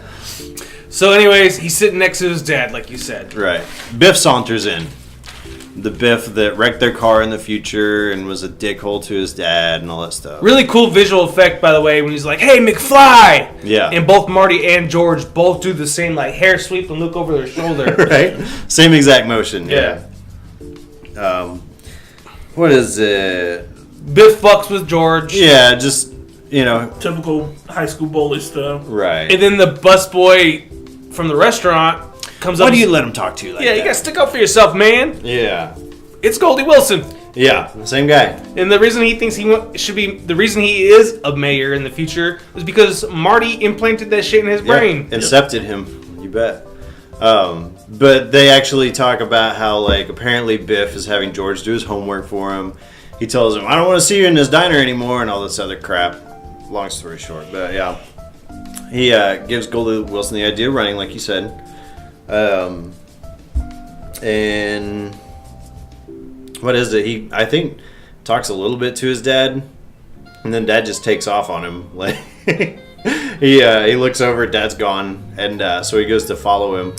He notices his bike is sitting next to a tree. Well, real quick, while we're still in the diner, Yeah. did it fuck with you at all? Like, they made some racial comments, like, in that scene. There was one. A colored man. diner owner. Yeah, it's a colored mayor. That'll be the day. Yeah.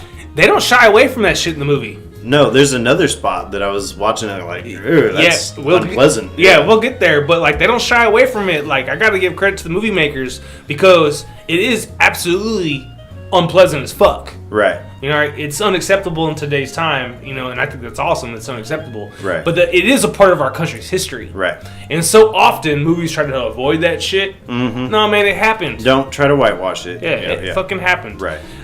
So, this was 85, not 2018. So, like, in 2018 version, I don't think they'd had that comment in there. Mm-hmm. But seeing as California being the progressive state that it is, he does have a job there. He seemingly gets paid because he's going to night school. That's true. He's doing something with his life. So while there may be some racial undertones, he's still somewhat accepted. He's not being, like, horribly mistreated or right. People are bothering him at night and stuff like that. Yeah. Whoa, wait a second. Hold on. I know this is not the point of the conversation. You're telling me they're in California? Yeah, Hill Valley, California. Yeah. Yeah, that's Does where... it say that somewhere? The license plate?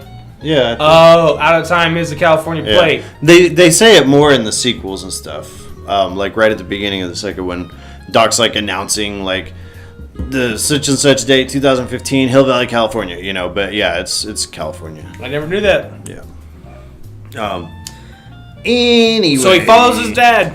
Yeah, he does. He sure does. His dad's a fucking pervert. Yeah. He's a peeping Tom. He follows his dad. He sees his dad's bike against a tree. He looks up and Dad's checking out this girl in the window. Dude, that's not okay. With some binos. He's up close view from across the street in a tree. Oh, man. That is not okay. You know what's funny to me is I think he had it actually down to like timed too, because Marty looks over in the diner and Dad's gone. And I think he was like, oh crap, it's 3:15. This girl's going to be taking her clothes off in like 3 minutes, Yeah, he didn't just stop and like, oh, man, she's getting naked. Right. He knew. He was already up the tree by the time Marty made it there, So Dad's a complete fucking creep. Yeah, he is. Yeah, he is. Go ahead, man. So he happens to slip and fall out of the tree into the street. Right. And there's a car coming. He doesn't see the car. Marty jumps and pushes him out the way, and Marty gets hit by the car. Yes. So we learn that is actually his grandpa that hit him with the car. Right. And it should have been George. his dad. Yes.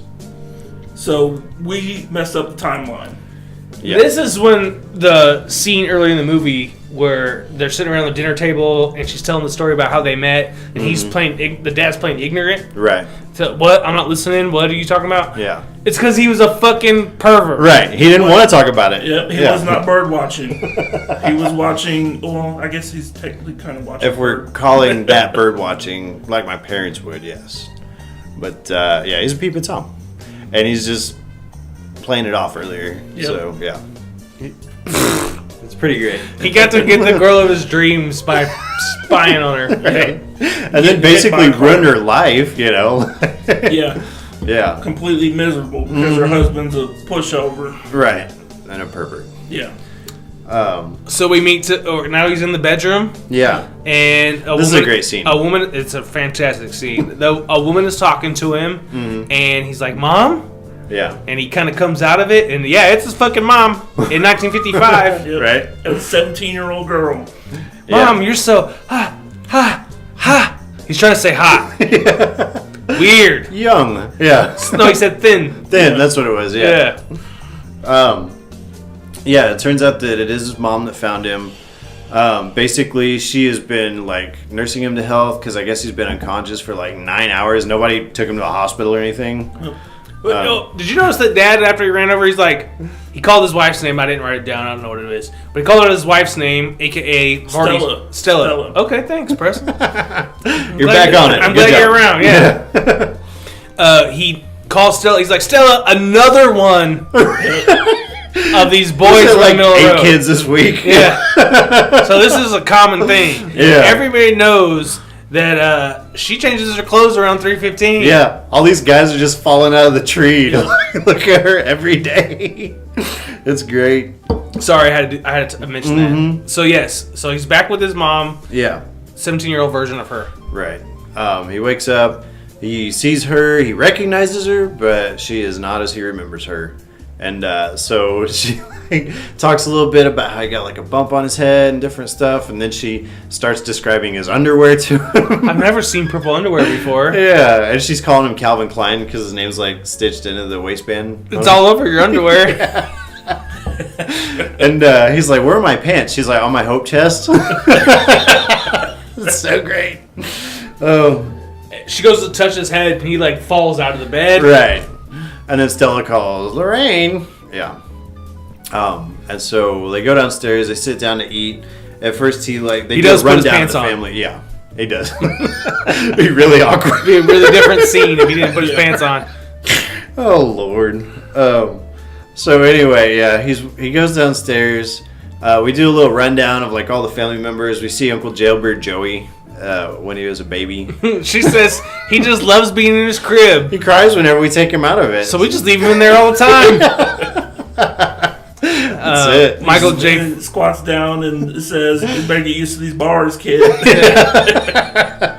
Pretty funny. Funny, man. I wrote down that little boy from the Wonder Years. He's talking to him. Yep.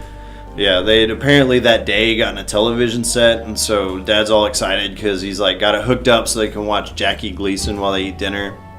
And anyway, Marty talks about how he saw that episode. It was a rerun. Everybody's like, "What the hell is he talking about?" You know? What's a rerun? Yeah. And a couple other little things where Marty just does not blend in well at all.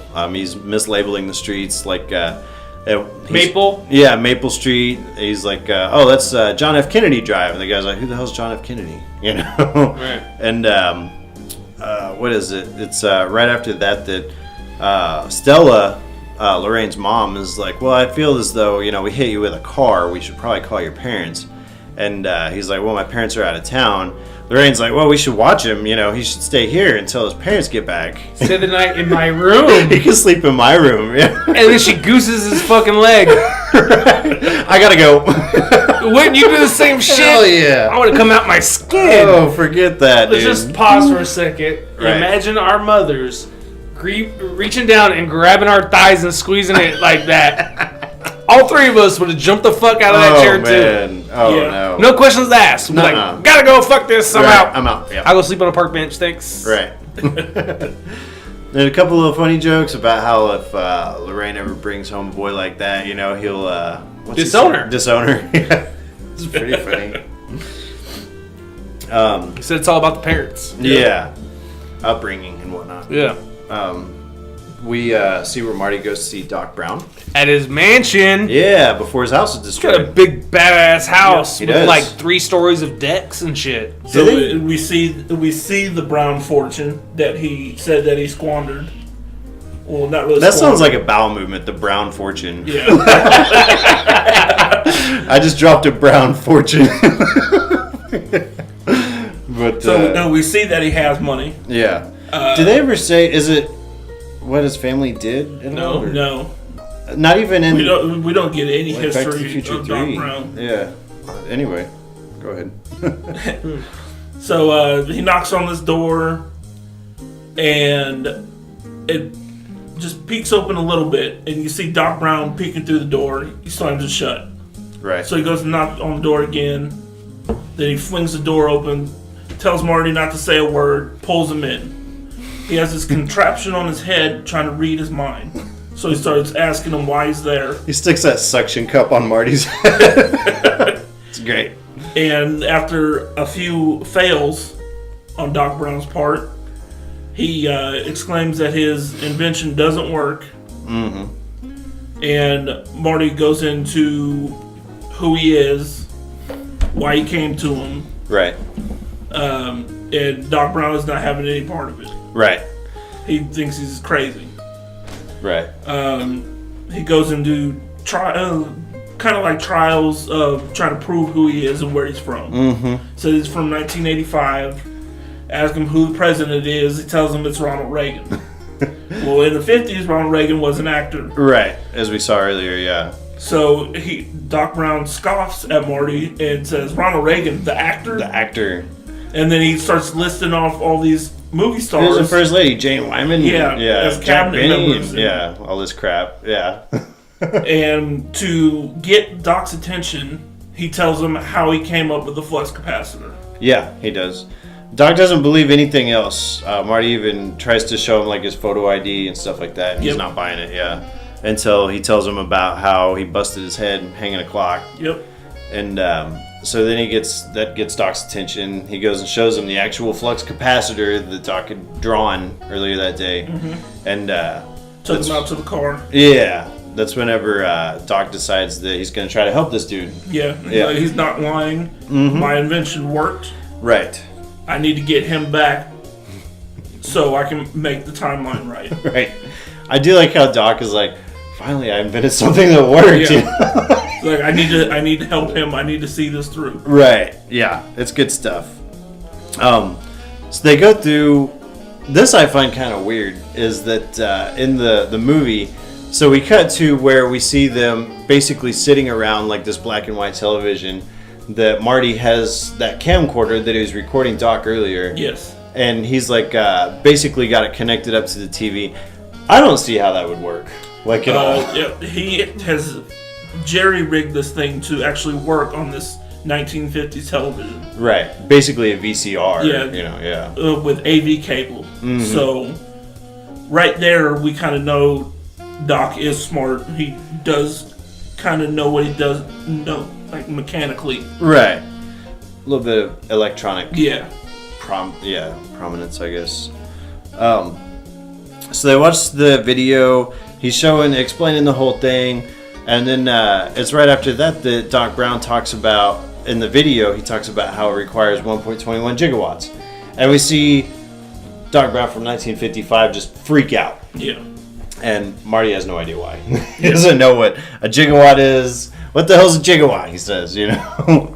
And basically, come to find out that Doc Brown says that there's nothing that he has any way of getting a hold of that's going to be able to generate 1.21 gigawatts, except the bolt of lightning. Right. Unfortunately, you don't know when or where it's going to strike. Right. You notice he has the 4 photos up on his fireplace. Yep. It's I think Galileo. There was one I know of Edison, Einstein, Franklin. I think Copernicus was up there too. There's only 4. So Yeah, it's I either have no Copernicus. Percocet? What the fuck? Percocets? What? Copernicus or Galileo. Yeah. I think it's Galileo. Could be. I don't know. I don't know, my scientists, they were very easy on the eyes. So anyway, he's what is it here? He asked him if he had interacted with anybody from earlier in the day, and Marty says, "I may have met my parents." Right. So then we cut to the high school. Well, so he goes through, he explains, because he's like, we need a bolt of lightning. And he's like, but we never know where one's going to hit. Oh, he's right. like, oh, now I do. And he holds up that little sheet of paper he got from the Save the Clock Tower lady. It says it's exactly at 10:04. 10:04. Now, does it say on the flyer that it happened at 10:04, or is it the hands of the clock are stuck at 10:04? I'm going to say hands of the clock. I think it's hands of the clock. I'm sure it says it on the flyer. It probably does. Because he knows later on during his setup that it's 10:04. If you actually look at it, the little model he builds, the little wristwatch that he has as a clock says 10:04. But on the flyer, there's a picture of the tower. Yeah, it does have a picture on there. So it may say it, but it doesn't really need to, I guess. So I'm not sure. I actually used to have a printout of the actual Save the Clock Tower flyer, but it's long gone now. So Cool story. yeah, it's awesome. Shut up. Okay, can we get to the high school now? Yeah, they go to high school. So we get to Hill Valley High School, and it is immaculate. Nice and clean. Yeah, except for they have to get through like a parking lot of bicycles. So I think it's kind of funny. Pretty weird. It harkens back to like when kids rode their bikes to school versus drove to school. Right. Now, like the high schools I work in have massive fucking parking lots. Right. And they have a bike rack that can fit like 8 bikes. Right. Nobody rides a fucking bike. bike. Like, I happen to be friends with people who have kids that are of high school age, and these little fuckers, like, if it's 60 degrees outside, they're like, it's too cold to walk. Can you give me a ride to school? So they just go to school. And we, Doc and Marty are looking for his dad. They are. Real quick, just to as a side note, at one point Marty had actually shown a picture of himself and his brother and his sister. And Doc wasn't impressed because apparently it cut off his brother's hair. And so he keeps looking at the picture, and later on you find out that basically Marty has intervened on his parents' relationship, and it's basically erasing his brother and his sister and eventually him from existence. Yes, I'm right. You're right. I'm sorry I cut that out because the photo is a timer basically for us that shows us the countdown. Yeah. Shows us like how close he is to completely fucking up everything. Right. More or less. But yeah.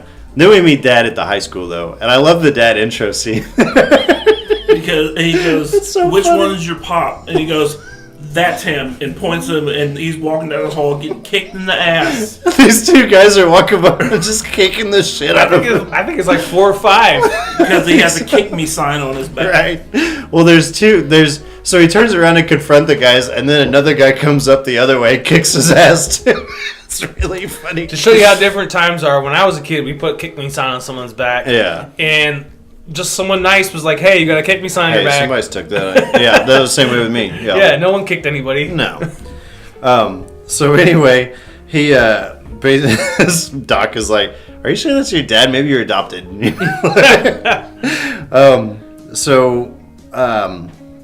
What is it? He's like, well, go talk to your dad. Get him to go out with the girl, you know. And so the next thing you know is he goes up and he's like, hey, you know, have you talked to this Lorraine girl yet, you know? And he goes to introduce the two. She doesn't pay him any notice, George, at all. All she does is talk about Marty the entire time, basically.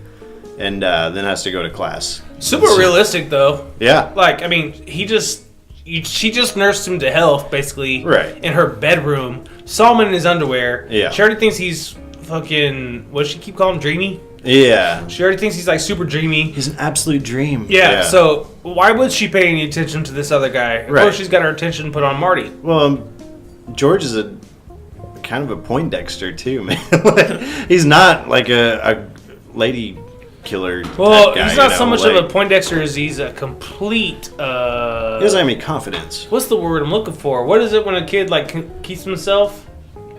Loner? Yeah, loner is kind of I guess, dork. Yeah. Oh, here we go. What else you got to say about him?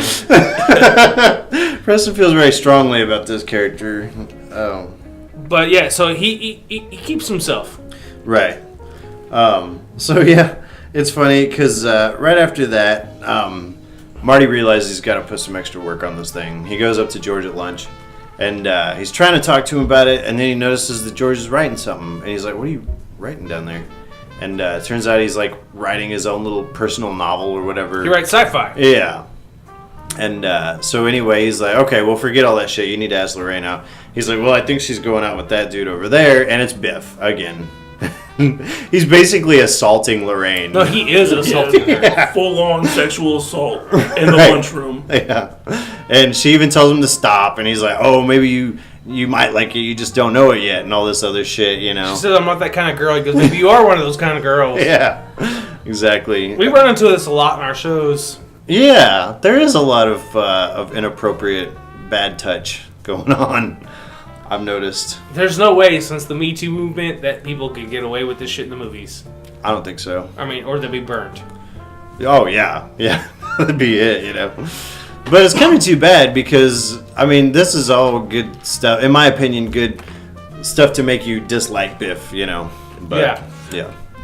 So, Marty isn't having this shit at all. He No. just is like, what the fuck? That's my mom, bro. Right.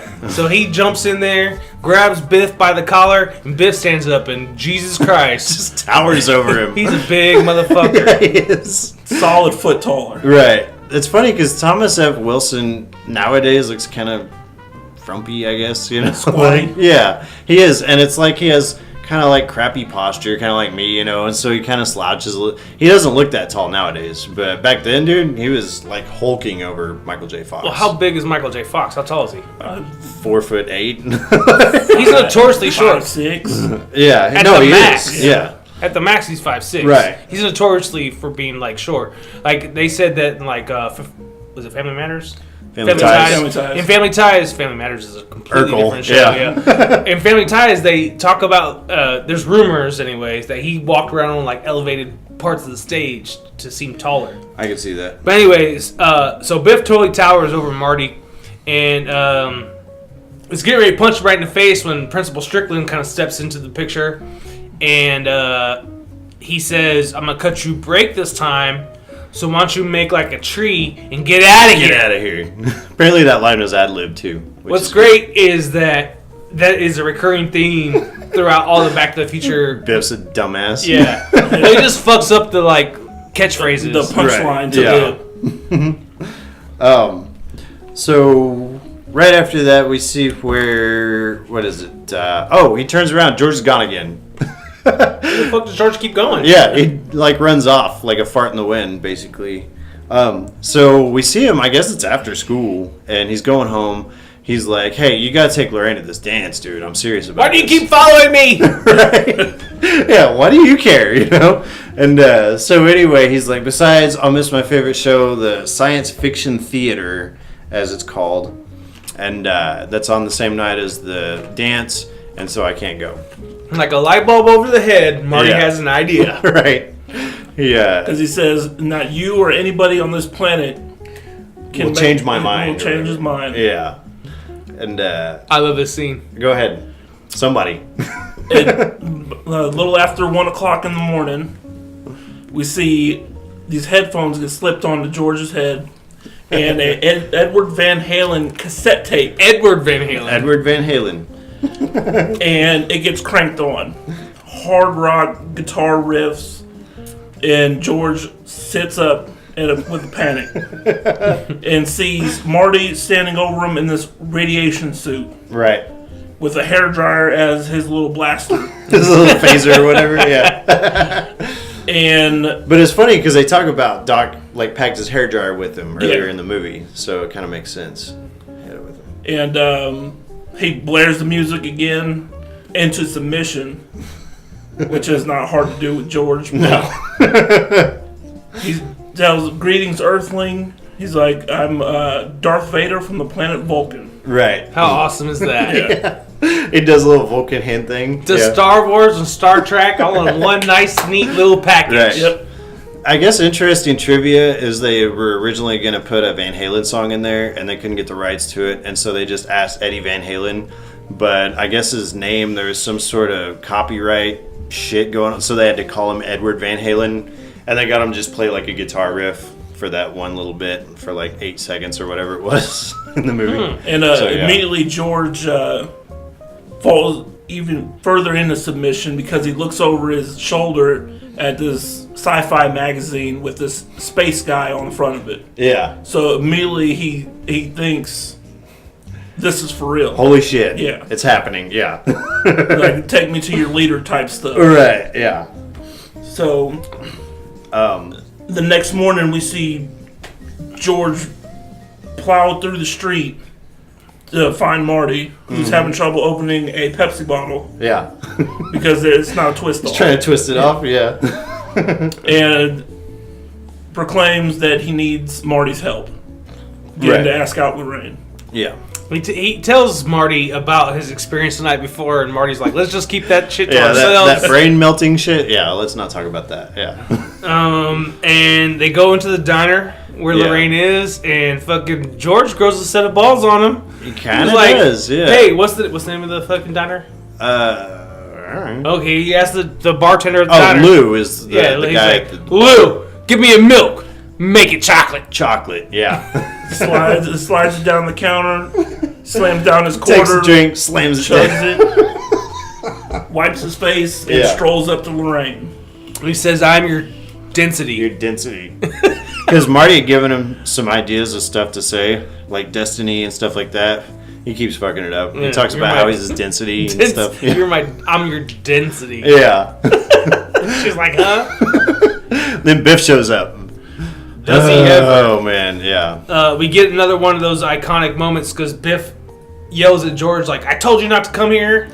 Yeah. And he starts walking down the aisle. Marty trips him over, and Biff stands up and just, again, towers above Marty. Right. And it's really cool, too. And I don't know if it's the director that did it or the actor that did it, but he stands up.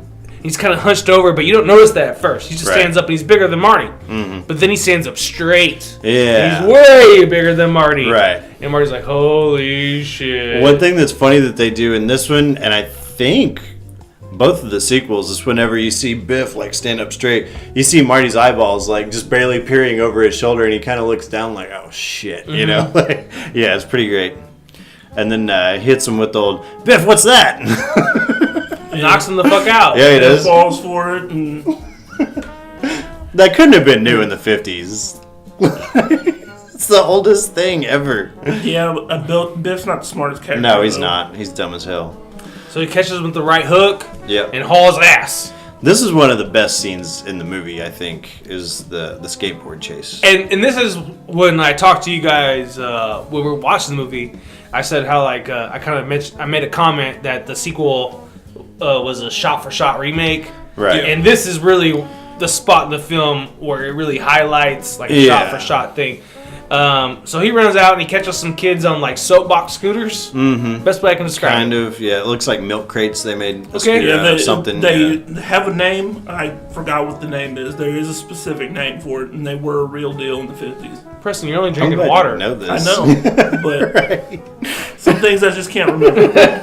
Yeah, where were you in the 50s? Yeah. Fuck. Yeah. So Marty runs up to this kid and breaks the equivalency of a skateboard off the bottom of the scooter. Yeah. And gets to skating. Yeah. He inadvertently invented the skateboard. Invented skateboards. Yeah. It's great. What are you giving me that look for? Was that the first time a skateboard was ever I think so, because everybody in town was like, what the hell is he riding on, you know? This thing is a piece like of a board with wheels. Yeah, it's a piece of wood. Yeah. And it's got like 8 trucks of a skateboard on it. Yeah. Yeah. And he's doing like not anything even fancy. No, he's just trying to get away. Yeah, he's just pedaling it and getting away. Yeah. And Biff hops in his car to chase after him and with the his goons. boys. Yeah. Yeah. And so there's a great scene where Marty's trying to get away. He winds up popping the curb, and he hits this lady. And he's actually, I thought he was going to try to help her pick up her stuff, but now he's trying to get away. And so anyway, Biff's like right on his ass. He winds up like getting real close to Marty, and Marty flips around real quick, has his hands on the hood. They're actually pushing him. And then the next thing you know is they're headed right for this truck. And so Marty decides what he's going to do is he hops off his skateboard, runs through Biff's convertible, and then pops out on the other side. Meanwhile, they're like looking back, and Biff winds up running into this truck only to find out it's a manure truck. Oh, shit! Yeah. Yep. Another repeat from they did that in the sequels. Yeah. Yeah. So they all yell at shit, and their whole crew is covered in manure. Right. A couple of those guys might have died. I'm saying. It's a lot of shit, dude. It's a lot of shit. Yeah. Love it. Yeah. So we cut back at Doc's house. Yeah, they go back to the shop where Doc's at. Doc has been tinkering around with that little camcorder, and so he thinks that he sees where like the Libyans came in and stuff. He doesn't see what exactly it was that happened. And Marty's like, hey, I really need to tell you something about whenever I wound up going back to 1955. And Doc's like, I don't want to hear about it. That's, I could potentially endanger myself, my own existence, if I know too much about my own future. And Marty's like, okay, fair enough. Gives him a little lecture about changing what happened. Yeah, he's like, you endangered your own existence. Right. But I think that the logic there doesn't quite work out. He's like, if I know too much about my own future, then it will endanger my existence the same way that you did yours. And I'm like, well, that's not really what happened with Marty, though. I guess it kind of did, but not really.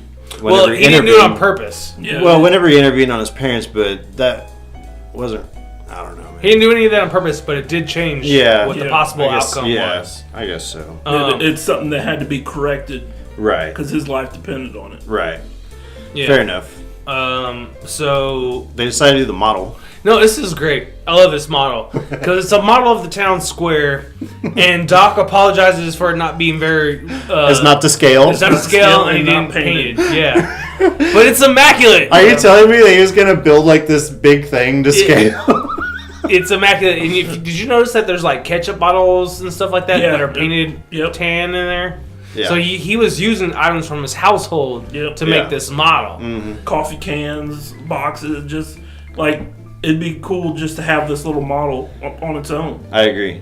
It would be cool. It was a little. And he's apologizing because it's not the scale that we're painting. Right. He thinks it sucks. Yeah. So he uses this model to demonstrate his theory of using the lightning bolt to power the 1.21 gigawatts to get Marty back to the future. Right. And how they're going to feed it into the car and all that shit. Yeah. He shows him how he's going to use a power cable from the tower, and he uses this little wind-up car as a model for the car for the DeLorean. Mm-hmm. And he explains everything to Marty. They do it. They crank up the car. They test out the thing. He uses a car battery or something to simulate the electric from the lightning. Right. And it causes this fucking fire in the garage. And I noticed while we were watching it, the both of you guys chuckled out loud when Christopher Lloyd's character. Ooh. Yeah. It's great. I know you guys got a good chuckle. The Christopher Lloyd is good with facial expressions. He is. His comedic timing is pretty great. There is something I need to discuss, and I think that it's been long overdue. So whenever we're talking about the actual plan that they have for Marty to get back, so they want to basically channel the lightning that hits the clock tower down this cable to these light poles that goes over the road, basically, right? And there's this hook going to come out of the DeLorean, grab onto the lightning, basically. It's going to arc into the flux capacitor, and then it's going to send him back to 1985, right? Right. You with me so far? Yes. Okay. So we know the lightning's going to hit at 10:04. Don't hit me with some Tulsa Tech shit. No. No. I'll spell it out and break it down Barney style for you. So we know the lightning's going to hit at 10:04, right? Mm-hmm. So we don't know though if the lightning is going to hit at 10:04 and 0 seconds, or if the lightning's going to hit at 10:04 and 59 seconds. And I think that would be something that would factor in, There's a minute to play with, 60 seconds to play with. That's a substantial time when you're dealing with a flash of a bolt of lightning, I thought you were going to hit me with something that is also a realistic concern, that if he tied these cables across to a light pole, right? A light pole is grounded. Yes. So when the lightning hits the cable and runs the length of the cable down to the light pole, right. When it gets to the light pole, it's going to the ground. Well, it would go through him first, though. No. It'd still go through the cable because it's not tied into the cable. It's just tied around the cable. The light pole. The cable is tied around the light pole. But the light pole is grounded. It's still metal. Grounded. I have no idea what you guys are talking about. When electrical parts have a ground, Right. that is the path of least resistance. Yes. So everything that is electrical travels to the ground. Right. That's why we have Of course, ground on yeah. electronics. Electricity is trying to get to the ground. Right. Right. So it wouldn't even make it across All the I'm stretch of saying light is- poles. Right. All I'm saying is that. And if it did, it wouldn't be 1.21 gigawatts. Well, so I guess my point is whenever you have, the cable gets hit with the lightning or whatever, if it reached the other side first, fine, I got you. But if you put a car in there with a stupid hook, with a metal hook on there in between, the cable's going to go to that. That's going to be electrified at that point. Well, the good news is the people who made the movie didn't give a fuck about any of this No, they shit, didn't. and they just made a good movie. I actually thought of a remedy to my scenario. All right, though. let's go. So what you would do instead was have the light pole. Basically, you would run instead of the cable going across the road, you would have it run the length of the road, and then have the hook go off to the side, so that he can keep driving for a minute, an hour, whatever. Like a cable car. Yeah, basically. And then at some point or another, that thing's going to hit. It's going to hit his car, and then he's good to go. But it's not as suspenseful that way. So, Well, the way they wrote the movie is great, so we'll just stick to that way. Anyway, so yeah, the model, the time travel, that thing was a failure. Yeah, it goes into flame. Marty is not filled with confidence. Right. It's pretty funny, actually. It is. It hits the one barrel of grease rags and goes up in flames. Lorraine surprises us. Yeah. She shows up. Followed Marty there. After the skateboard chase scene. Yeah. Right. Well, the girls were like, "Where's he from? Where does he live?" And she's like, "I don't know, but I'm gonna find out." Yeah. Yeah. So she follows him there and says, "If you would ask me to the dance, I'd go. yeah." Being quite forward Yeah. with him. And he's like, Which "Well, she was completely against at the beginning of the movie. Well, we Right. find out Lorraine ain't what she says she no, is. she is Yeah. not." So it's funny because Marty's like, "Well, what about George? Didn't he ask?" She's like, "George McFly." Yeah. He's kind of cool, but not She really. says he's cute. Yeah, he's kind of cute, but he's not. Which he is a handsome dude in this movie. He's just, really cowardly. He's just not lonely. confident. Yeah. Yeah. Uh, He decides to go out with her to the dance, basically. yeah, and he goes back to tell George the plan. They hatch a plan. Yep. Tell us Pretty about funny it. scene. So they're walking to the backyard and they're gonna hang some laundry. Apparently, I'm guessing for George's parents. Right. And Marty's telling him about around 8:55ish or so. I'm gonna be in the car. I'm gonna make it a little awkward. And at 9 o'clock, I need you down there. You're gonna break up the car and you're gonna say, "Line." You're lying. And George was like, "Wait, you're gonna touch her?" You're gonna touch her on her, and he's holding a bra. Oh yeah, yeah. And George doesn't like it, but Marty tells him it's a foolproof plan. Trust me, it'll work. Yeah. So you're gonna deck my ass out. You're gonna look like a hero. She's gonna fall in love with you. Everybody lives happily ever after. George is scared, but Marty reaffirms to him, nothing to be scared about. Really easy. Yeah. We got this, homie. Right. So then, what is it? Oh, right after that, they're setting stuff up. Yep. On the street. Yeah. And he's kind of going over the plan again. Right.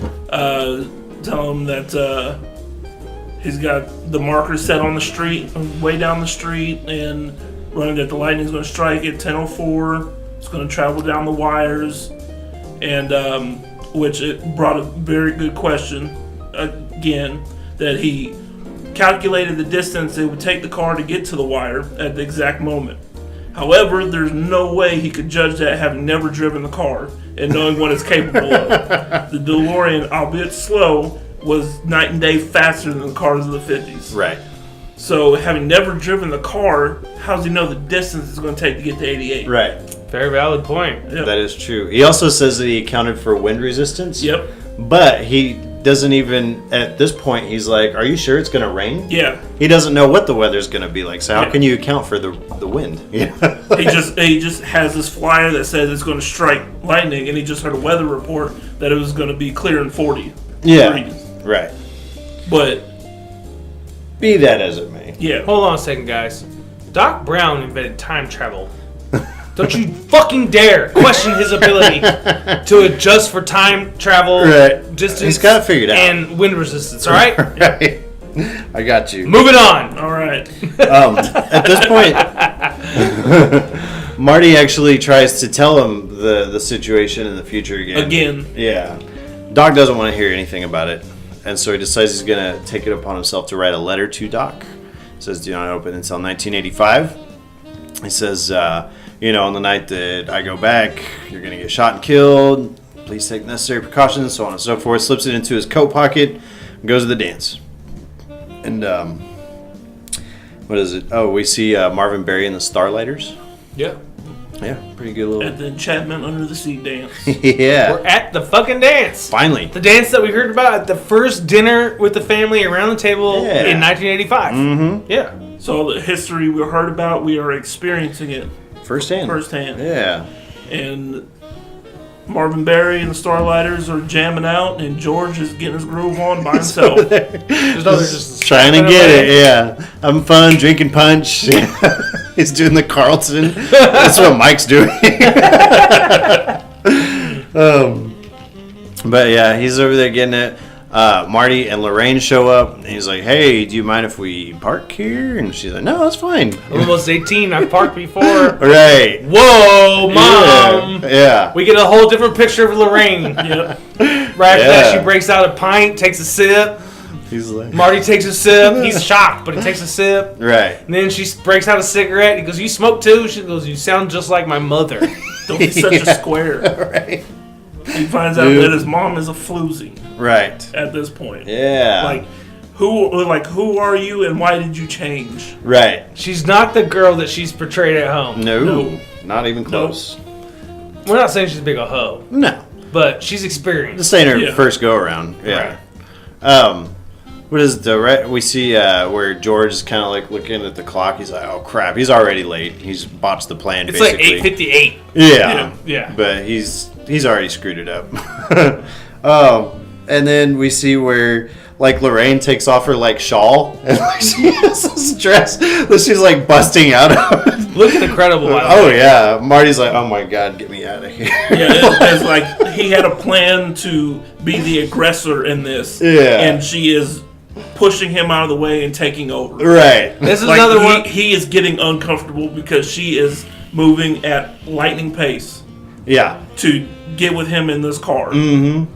She is down for whatever he wants to do. This is another one of those times when we were watching the movie that you guys both chuckled out loud. Because you can see how scared he's getting on his face. Right. What is about to happen, George needs to get his ass out here. And this is like the worst piece of attire that he could have imagined for her to wear. Credit to MJ Fox. Yes. Right. He nailed it. Yeah. Right. So yeah, he talks about how awkward it is. Have you ever been in a situation where you feel like you're supposed to do something that you don't want to do? Mm-hmm. And she's like, yeah, I know what that feels like, and lays one on him. Yeah. She kisses him. So mom kisses son. Right. Which I guess is why Disney dropped out. Mm-hmm. Yep. And they kiss for a second. He's terrified. Right. The look on his face. Yeah. Wide-eyed while she's laying it on him. And she starts pulling back, and she's got a confused look on her face. She's like, I don't know what it is, but whenever I kiss you, it's like I'm kissing my brother. Right. I know that sounds weird. Right. And he goes, I know what you're talking about. Makes complete sense. Yeah. And at this point, and just at the split second, the car door opens, and you see for a brief second a look of relief on his face. Like, thank God this I'm getting out of here. Yeah. And whenever he gets grabbed and pulled out of the car and realizes it's Biff, he's like, oh shit. Yeah. Where's George? It just went bad. Real bad. So, Biff says you cost car. Yeah, you cost $300 worth of damage. Right. I'm about to take it out of your ass. Yeah. Today, $300 worth of damage. You're like, thank God it was only $300. Right. Yeah. That's what I'm saying. I could change the headlights on my car. It's $300. You know. Car brand new back then was probably $500 to $700. Yeah, that's true too. So his car was completely filled with shit, and it was $300. Literally, right. Probably had a good sized dent in the side. Right. Yeah. So anyway, he basically gives Michael J. Fox one in the gut, and then has his boys take him out back. Yeah, I'll deal with him later. Because he sees Lorraine in her provocative dress in the car. He decides he's going to rape her. Yeah, And That's pretty much what this is, right? yeah. this is 80% leading down the path to rape. Yeah. This car. I'd say 80%'s a very liberal estimate. Yeah. Yeah. Because that's the way it was going. So she obviously is noticeably distressed. What is it? The boys basically grab Marty and throw him in the trunk of this car. Yeah, they take him off to some alley Yeah. and toss him in the trunk of some vehicle. Right. And we find out that it's Marvin Berry's Starlighter's car, basically, that they throw him in the back of. And one of the guys get out of the car, and I think this is what Preston was alluding to earlier. One of the guys gets out of the car and is like, "Hey, what are you doing?" And they're like, "Get back in your car, spook."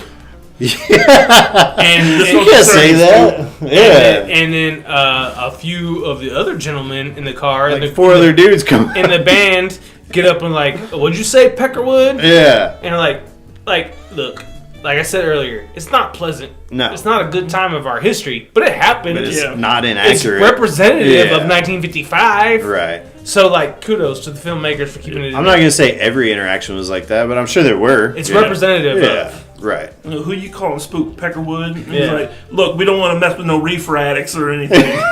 Reefer addicts. Reefer addicts. To be fair, there was a whole lot of smoke pouring out of that car. There was, yeah. They were in there. We don't know what they were smoking.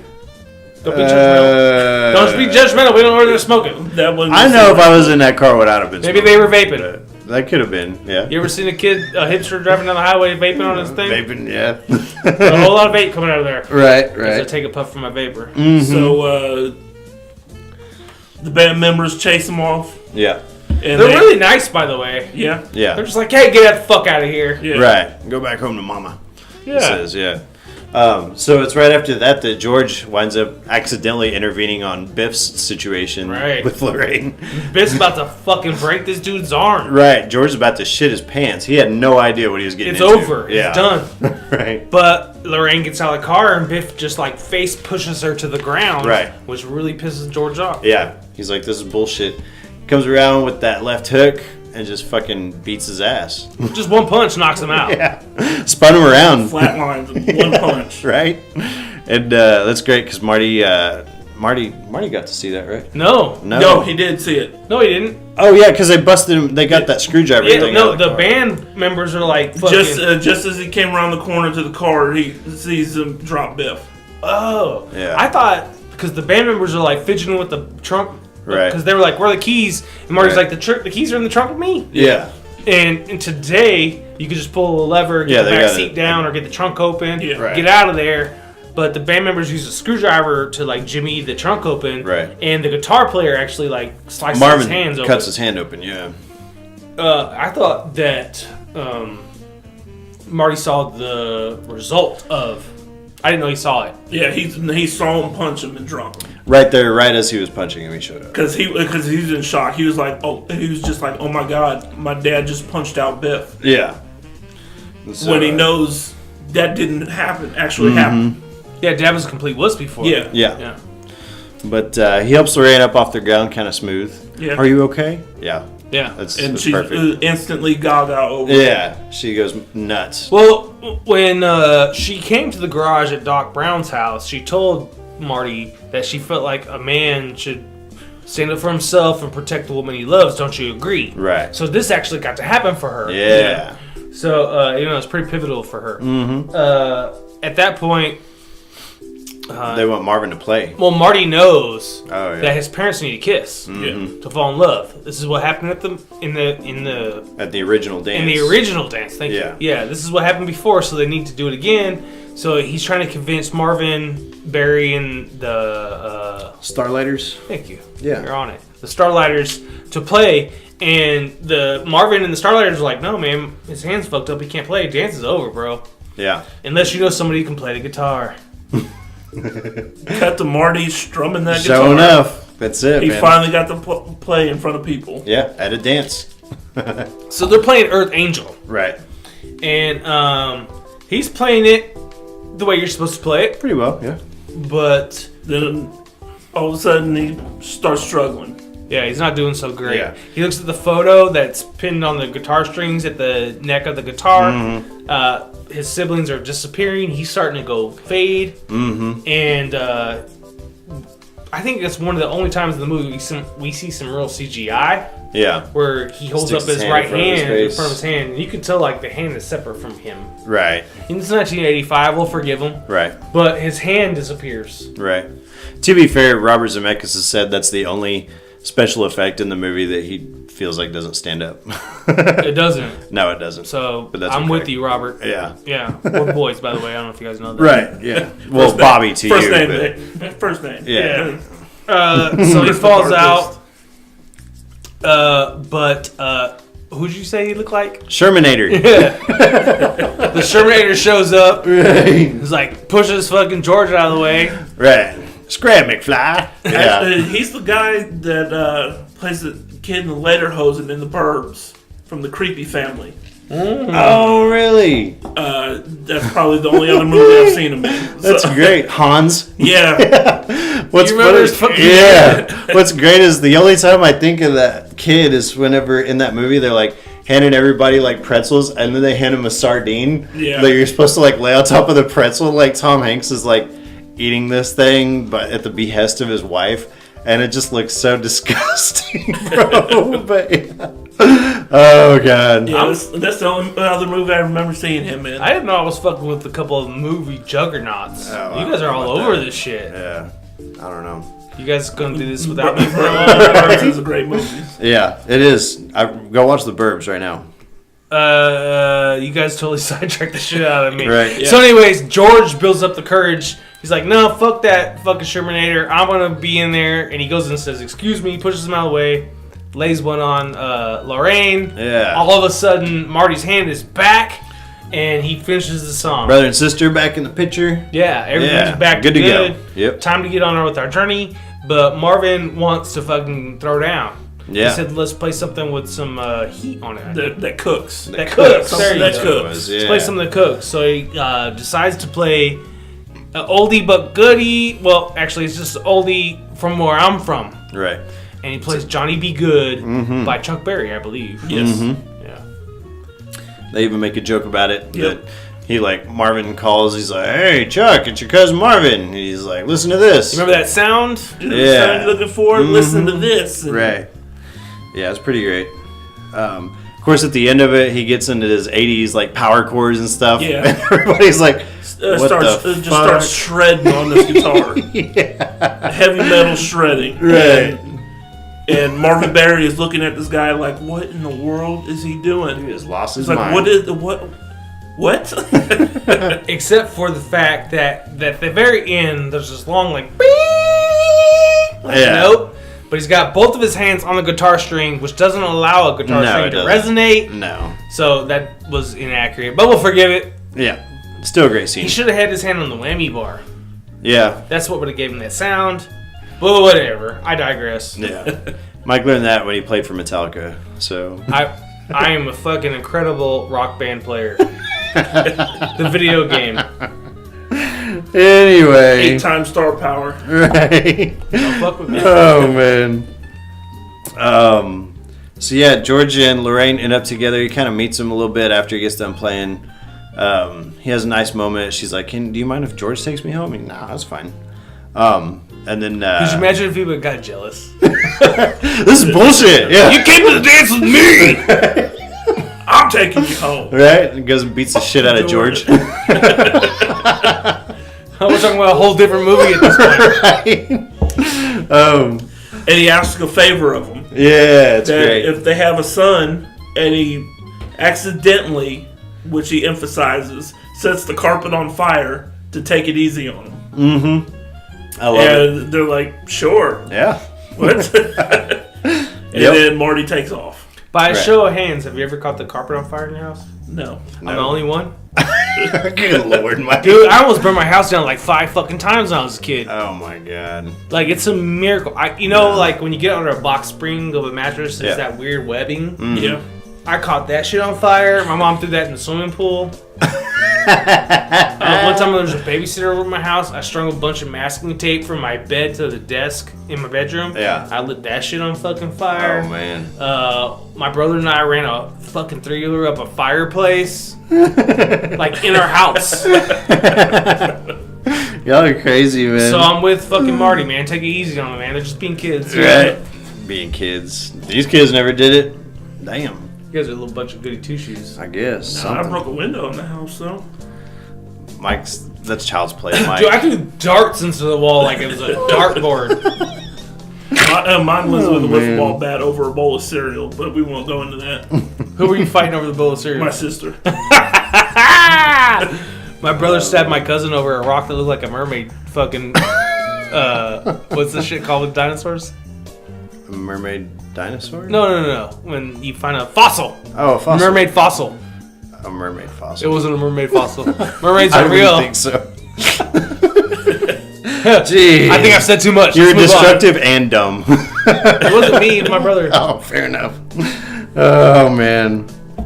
So, anyway, Doc is starting to freak out a little bit because it's getting to be about 9:56. In case you weren't tracking, 10:04 is when the lightning is supposed to hit. Yeah, we're like 8 minutes out. I think it was 8. I think it was like 9:54. Yeah. It was like 7 minutes and 44 seconds, I think he said it was. 22 seconds. 22, yeah. But that was after Marty got there. Got there and messed So around. I think it was about 8 minutes when Doc said "damn" like 3 times. Yeah. It's like damn it, Right. damn. Yeah. And so anyway, what is it? He gets to talking to him. He tells him he had to change real quick, and then they kind of say their goodbyes, whatever. And then, sure enough, Doc finds a stupid letter that Marty had written to him, and he's like, "I told you I don't want to know anything about this." And he winds up tearing the letter up.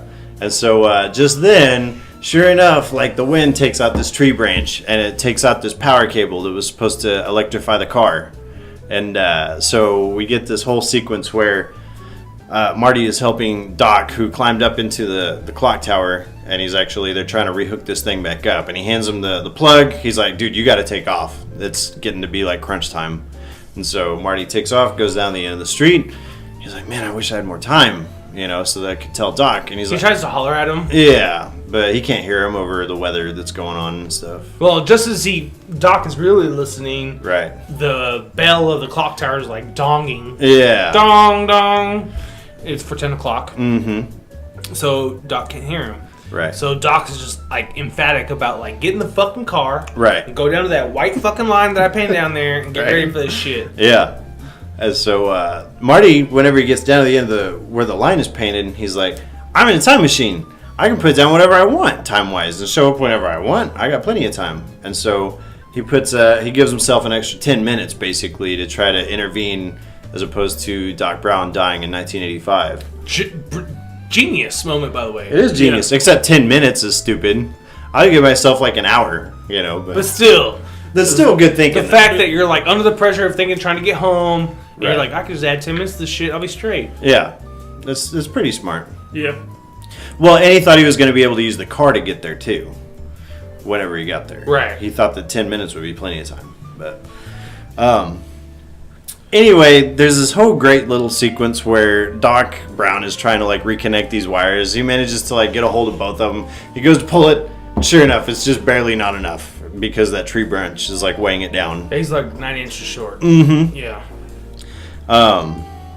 What happens after that?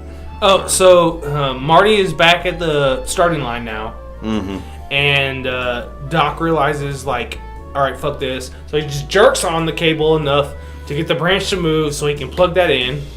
It completely unplugs from the thing. Then he, like, ties the cable around the clock hands and slides down the cable. Like a zip line kind of thing, yeah. And he gets down to the bottom. He falls into a pile of leaves that graciously he can land in. Yeah. Jumps up and plugs the cable in literally which, by the way, Marty had some problems starting the car. Yep. Yeah. The car died on him. Yeah. That's a great scene, by the way. So he's like yelling at the car, trying to get to start. He just hammers his head into the horn and then it starts. I've never been in a car that starts like that, but it did. It's pure cinema awesomeness. It's a DeLorean. Anything's possible at this point. Right. And I gotta say, every time I watch this movie, I get to this last sequence where there's just all this shit that's going wrong with this plan.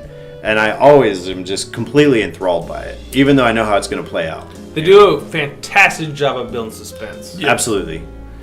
100%. Doc's at his wit's end, even like with the pants. So, for those who haven't seen the film recently, The cable that Doc's trying to plug into a socket falls and lands on his pant leg. Right. And it's ripping apart his pants. Yeah, it catches his pants, yeah. And it's not that like any of us have really been in that kind of situation. Right. But we've all been in situations where something we're trying to grab is at the like very last spot Just where you grab barely hanging, yeah. Right, barely hanging on. Yeah. And his pants ripping away.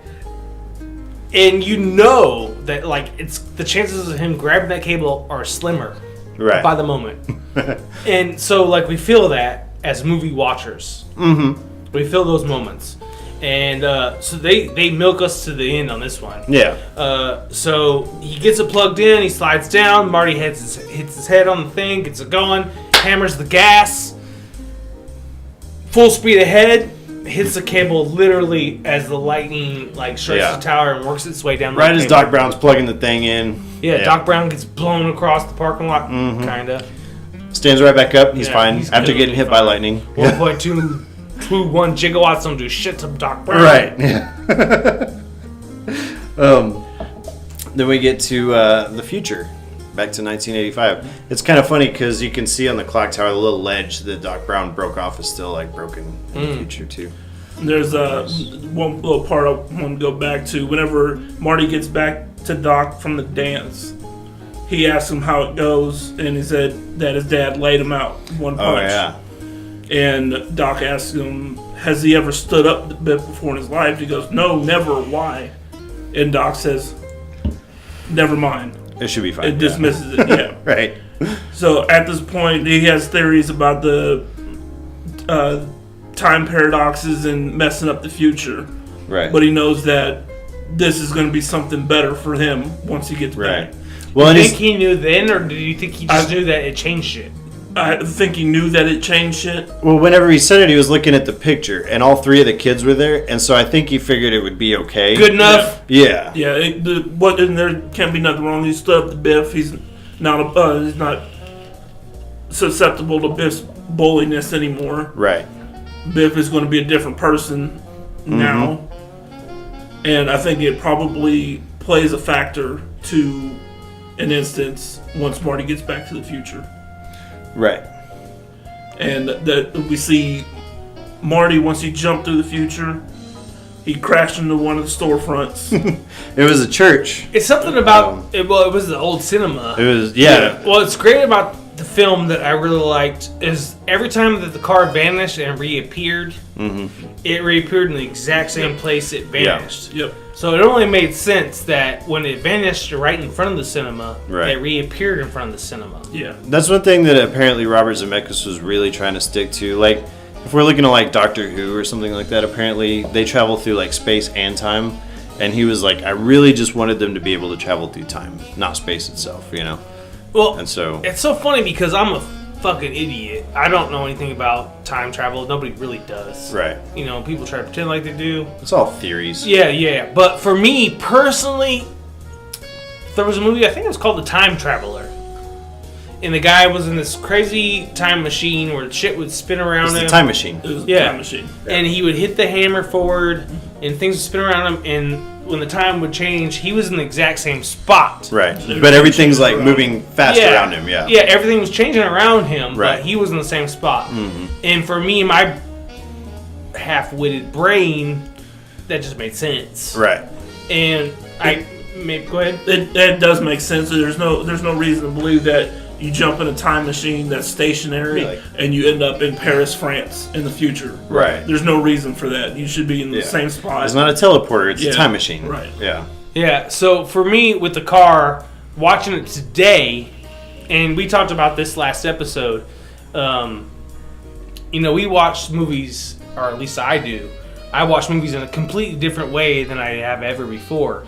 When I watched the movies before, it was an entertainment thing. You know, oh, that was cool. All right. Yeah. Next movie. I kind of like that. Yeah. But now I watch things for like what the message or the realistic parts of it might be.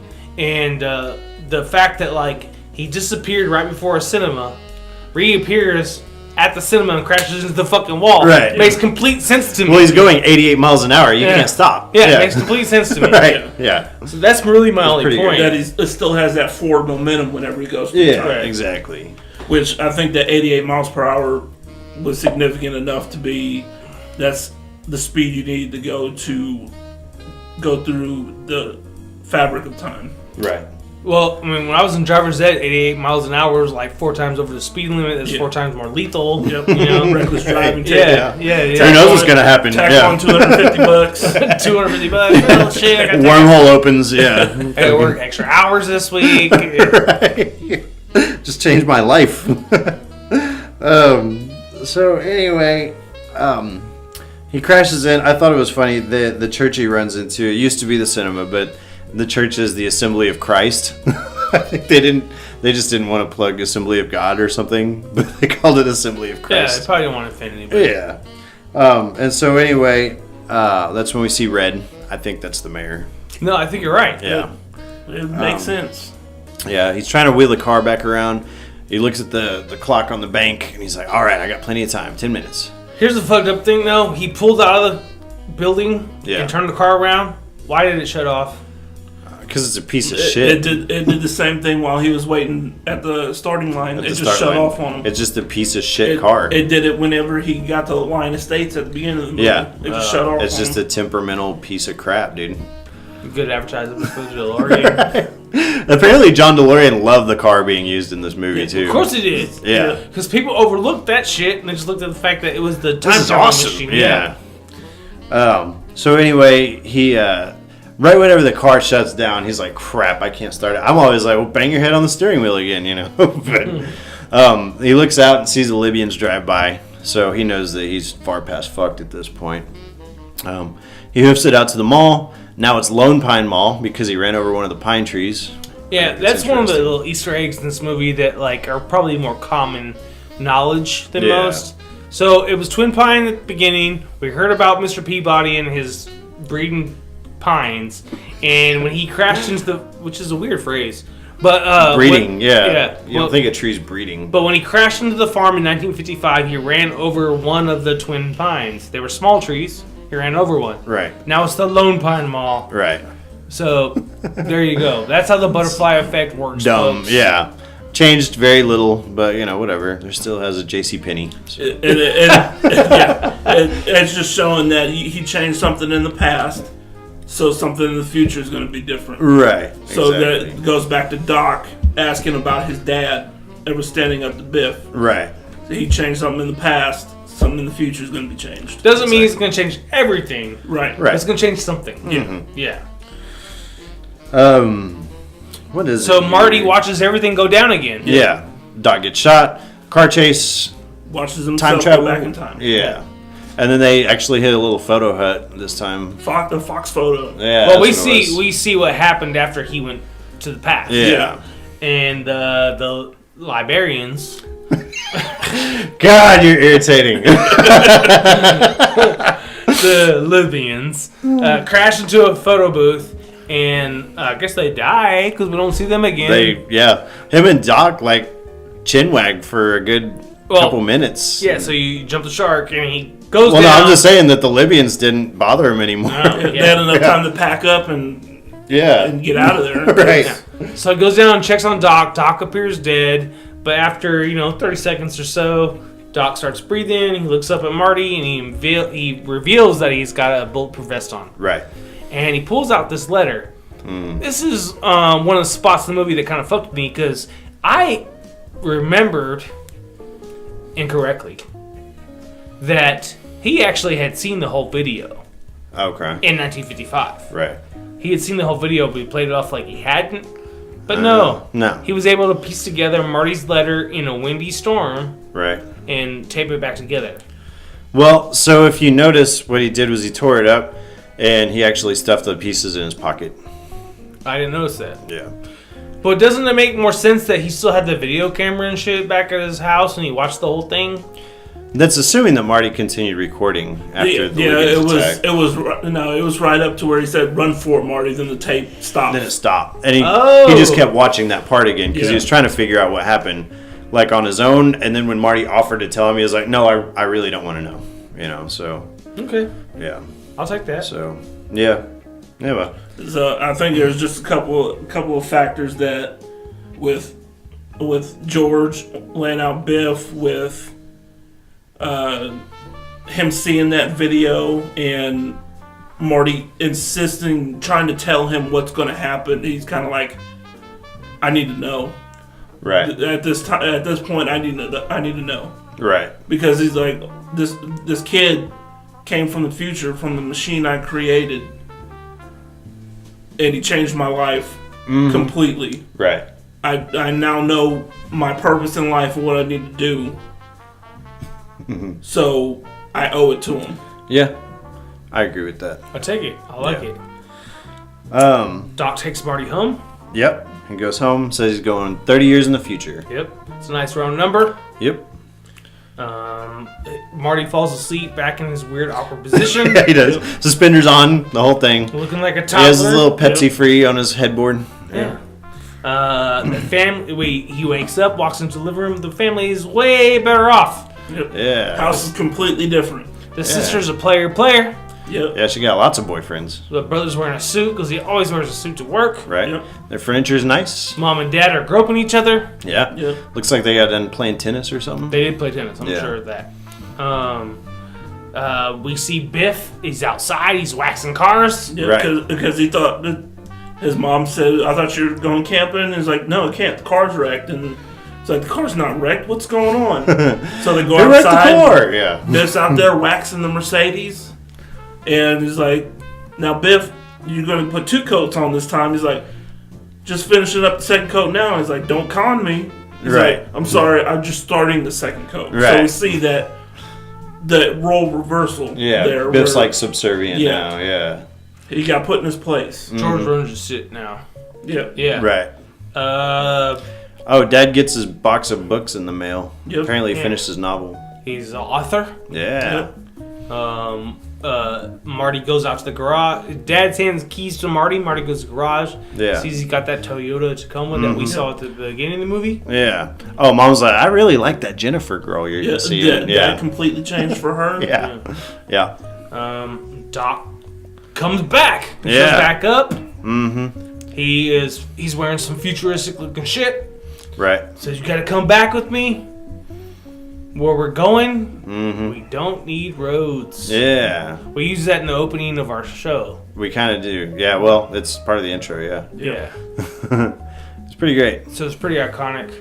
Yeah. They take off, they hover above the ground, they take off, and we cut the sequel. Yeah. I guess originally they didn't have a sequel planned. Really? It Yeah. feels like it was so left for a sequel. It was. Well, so they wanted that to be like a gimmick, from my understanding, and it was Universal Studios. It was like, but you're gonna do a sequel, right? You know, and like eventually talked him into it. And so they filmed part 2 and 3 like simultaneously. I'm definitely glad they filmed part 2. Me and you both. I think that part 2 is a very fine movie. Yep. They could have ended off with 2, Yeah. but we got 3. I'm so happy about that Which one. isn't necessarily a bad thing going back to the Wild West, but That's my thing. I think that Back to the Future is it has such an interesting setting, and it seems like whenever there's any sort of time travel stuff, it seems like the West is always brought into it, and it's really just not that creative of a setting All right, for me. before we get into what they developed into the future, Yeah. let's talk about what you thought about this movie. this movie. Preston. All right. First and foremost, the Toyota in the garage is a gift from his parents. They absolutely know their son helped them out. Oh, okay. They knew. The look on their face whenever... That is interesting. Look on their face when they're standing in the door, they knew. Once they had a son, they had to know that it's like, this is Calvin Klein. He's identical Yeah. to that kid that helped You us. think they know their son was a time traveler? Yeah, I think they know. And they bought him that truck basically to say thank you. You think so? Yep. That is an Look. interesting idea. I Like, never here- thought of that. Here, buying you this truck, you changed our lives. I love it. Okay. That works for me. I'm not against it. No, That's an idea. They absolutely knew. Yeah. They didn't question how or why. I mean, he did write a book, Match Made in Space. Right. I think it was called. And maybe he told Lorraine that the dude from space told me I needed to take you to that dance. Yeah. So it's like maybe he had something to do with it. Well, and like George and Marty kind of give each other a little thumbs up too after like they get to kiss for the first time and all that. Yeah, and so they knew that he pulled some strings for him, you know. So and once he predicted the carpet burning, right at that point they knew. They're like, I don't hate that theory. They didn't question it, how or why. They just knew. It was like it was him. I'm not against that theory at all. No. Is that your whole? What's your total over? I mean, we know your opinion of the movie. Yeah, go ahead. I think it's a movie that still stands up today. Visual effects wise, there's not much of it, so it's not really a detriment to people watching today. It's a movie you can show your kids whenever you have kids. Yep. It's fun and lighthearted. The kids aren't going to understand the ancestral part until they're adults. But it's so innocent, though, in this movie too. It's literally you really don't think about it. Yeah. Mom's just head over heels for this guy that she thinks is cool. Yeah. It was just for his time. It was just a concept that wasn't really done on film. Yeah. There might have been one other movie. Yeah. That dealt with time travel. Right. So it was something different for that time period. Mm-hmm. It had a really unique car. Yeah. Iconic. Yeah. Iconic in pop culture history, in real life and in movie perspective. So, yeah, I will never hate this movie. No. It's good. You almost can't hate it. Right. Why you, Shane? I've seen this movie probably more than I've seen. I think there's only one other movie that I've seen as many times as I've seen Back to the Future. Like, I can watch it anytime. I think it's great. Whenever me and you are talking about doing our top 10 list eventually. Yeah. I did mine, and I think, I don't know that it's on there, but it could easily be one of my top 10 of all time. It's a great movie. And I think Michael J. Fox, to think of anybody else playing Marty McFly would just be a travesty, because he's like tailor-made for this part, in my opinion. Like, he made the movie, Christopher Lloyd was great in it. Like, the two of them together, this movie would not be the same without him. It's great, it's hilarious, it's got a good story, and I'm a sucker for time travel, so all around good stuff. What about you, Mike? I know that, so there was a bit of a debate before, because you said that you weren't sure how well Back to the Future was going to stand up. I'd be interested to hear what your overall opinion was. Well, I am humbled in my opinion that it completely stands up. Steven Spielberg and Robert Zemeckis hit home run. Yeah. They really did. The storytelling behind this is so good. Yeah. I feel like that if any one of us would have the opportunity to experience the trip that Marty McFly experienced, it'd be pretty similar. Yeah. You know what I mean? Like, even down to the scene where his mom kissed him. I mean, dude, listen. Mom was looking banging. Yeah. Okay? Yeah. But it's still your mom. It's still your mom. Right. Exactly. Still your mom. Yeah. So, of course, you're going to be like, whoa, pull your horses back. Can't do that. Yeah, this is weird. So, like, I mean, because, he presumably had seen a picture of her at that age, you know what I mean? So, like, that's mom. As creepy as that sounds like, it's a good story. Yeah. It's family friendly. Mm-hmm. There's like 2 cuss words in the whole film. Yeah. There's no nudity. There's no crazy shit going on.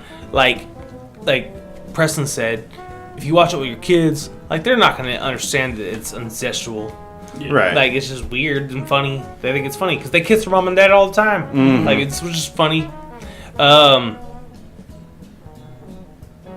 good movie, man. Yeah. It really is. I agree. It was really fun listening to it and talking about it with a guy who is intimate with the movie. Mm-hmm. I'm so glad Preston was here to talk about it. And if you have any other Easter eggs you'd like to drop on us, man, I would be happy to hear it. Yeah. Off the top of my head, not really. Yeah. I mean, it is very practical film. Just the lack of visual effects and everything being practical. Just something about that makes movies better. I agree. Like the original Star Wars films, a lot of that was practical effects. Right. And even down to space flight scenes in that movie, they built large scale models. Right. Instead of having computer generated graphics. I kind of agree. There is something different about being able to. There's always that uncanny valley where you can like almost feel like you could reach out and touch something, as opposed to there was some guy in a computer just animating his ass off. Yeah, you know. I mean, even if it's a model, the buildings are still there. The backlot Universal Studios in California, they're still there. I've walked through them. Yeah. Oh yeah, there you go. I've seen the DeLorean up close and personal. It's fucking cool. What are you watching now?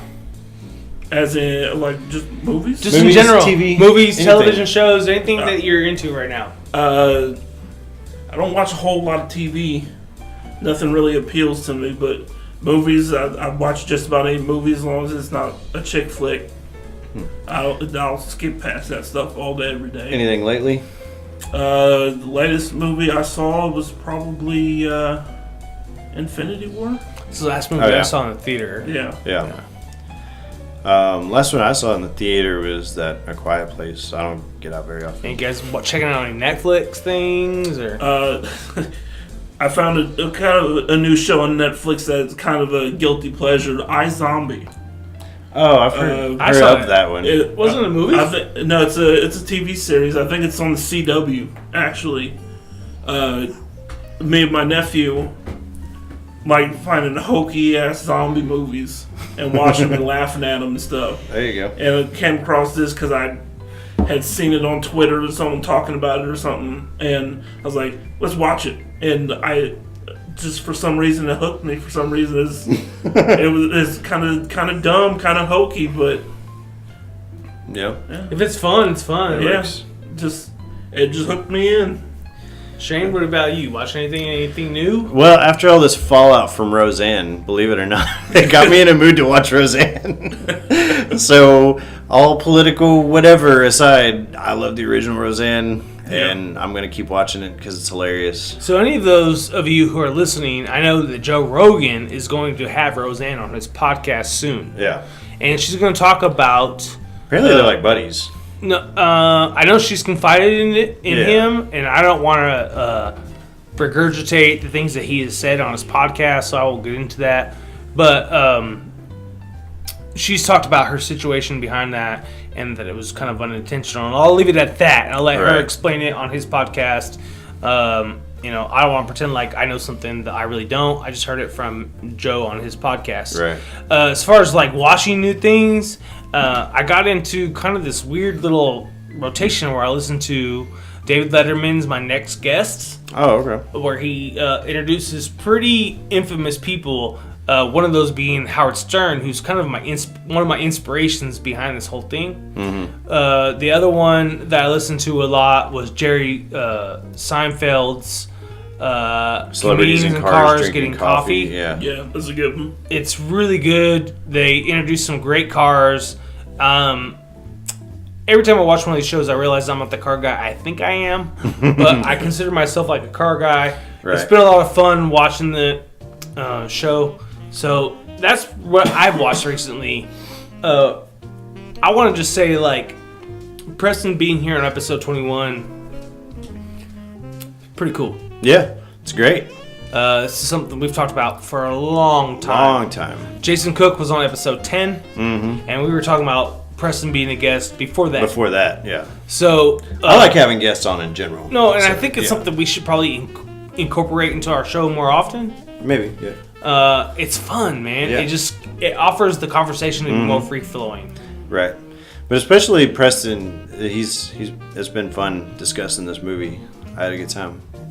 Yeah, man. We want to thank you for coming out and spending your night with us. Thank you. Yeah. Y'all keep talking about me. I'm enjoying this. I'm sure we will. You might not enjoy it though. No. So. He's super handsome. Right. Super talented. Yeah, I'd bang him. All right. Whoa! Here we go. Remember when we talked about you going extra creepy? You just did that. I'm like at 11. You need me like a 4. Yeah. Full crisping on us. I don't even know what to do anymore. Oh Lord! Just lay there and take it. Yeah. Right? Yeah. Just like those 7-year-old boys. Yep. Oh, Thanks, God. Spielberg. Shame! Oh man. Jesus Christ. Oh man. I don't approve of what his message is. That's funny. I'm talking about Shane. Oh lordy. Anyway, what are we watching next week, brother? I don't fucking know. You're the guy who does that shit. Oh yeah, that's true. We're watching the X-Files movie from 1998. David Duchovny. David Duchovny. We saw his wife a couple weeks ago, actually. We did? The Deep Impact, Tay Leone. Oh, that's his ex-wife. Ex-wife, yeah. Yeah. She's a fox too. Mm-hmm. She had rap songs written about her. Yeah. I'm really looking forward to that. I remember watching that one at the time, so there's that. Pretty sure this is one of those movies I've never seen. Oh, okay. So I'll have to try to do a little bit of homework because I know that the movie took place between, like, I want to say season 4 and season 5 of the TV show, and supposedly it ties like directly into it, but I couldn't tell you exactly how because I haven't watched the show in forever. But if you would like to get in touch with us, you can contact us at cheesymovie@yahoo.com. Our YouTube handle, Casino Royale WCheese, all one word. Casino Royale WCH is our Twitter. Instagram, Casino Royale WCheese, all one word. Facebook, Casino Royale with Cheese. And on iTunes, it's Casino Royale WCheese, all one word. And so that is going to be it from me, buddy. That's all I got. Hey, Preston, got any last words? Nope. Can't wait to come back. All right. All right, Thanks can't again wait for to have you joining us, back, buddy. Man. Thank you. It was great. And we will see you next time. Bye.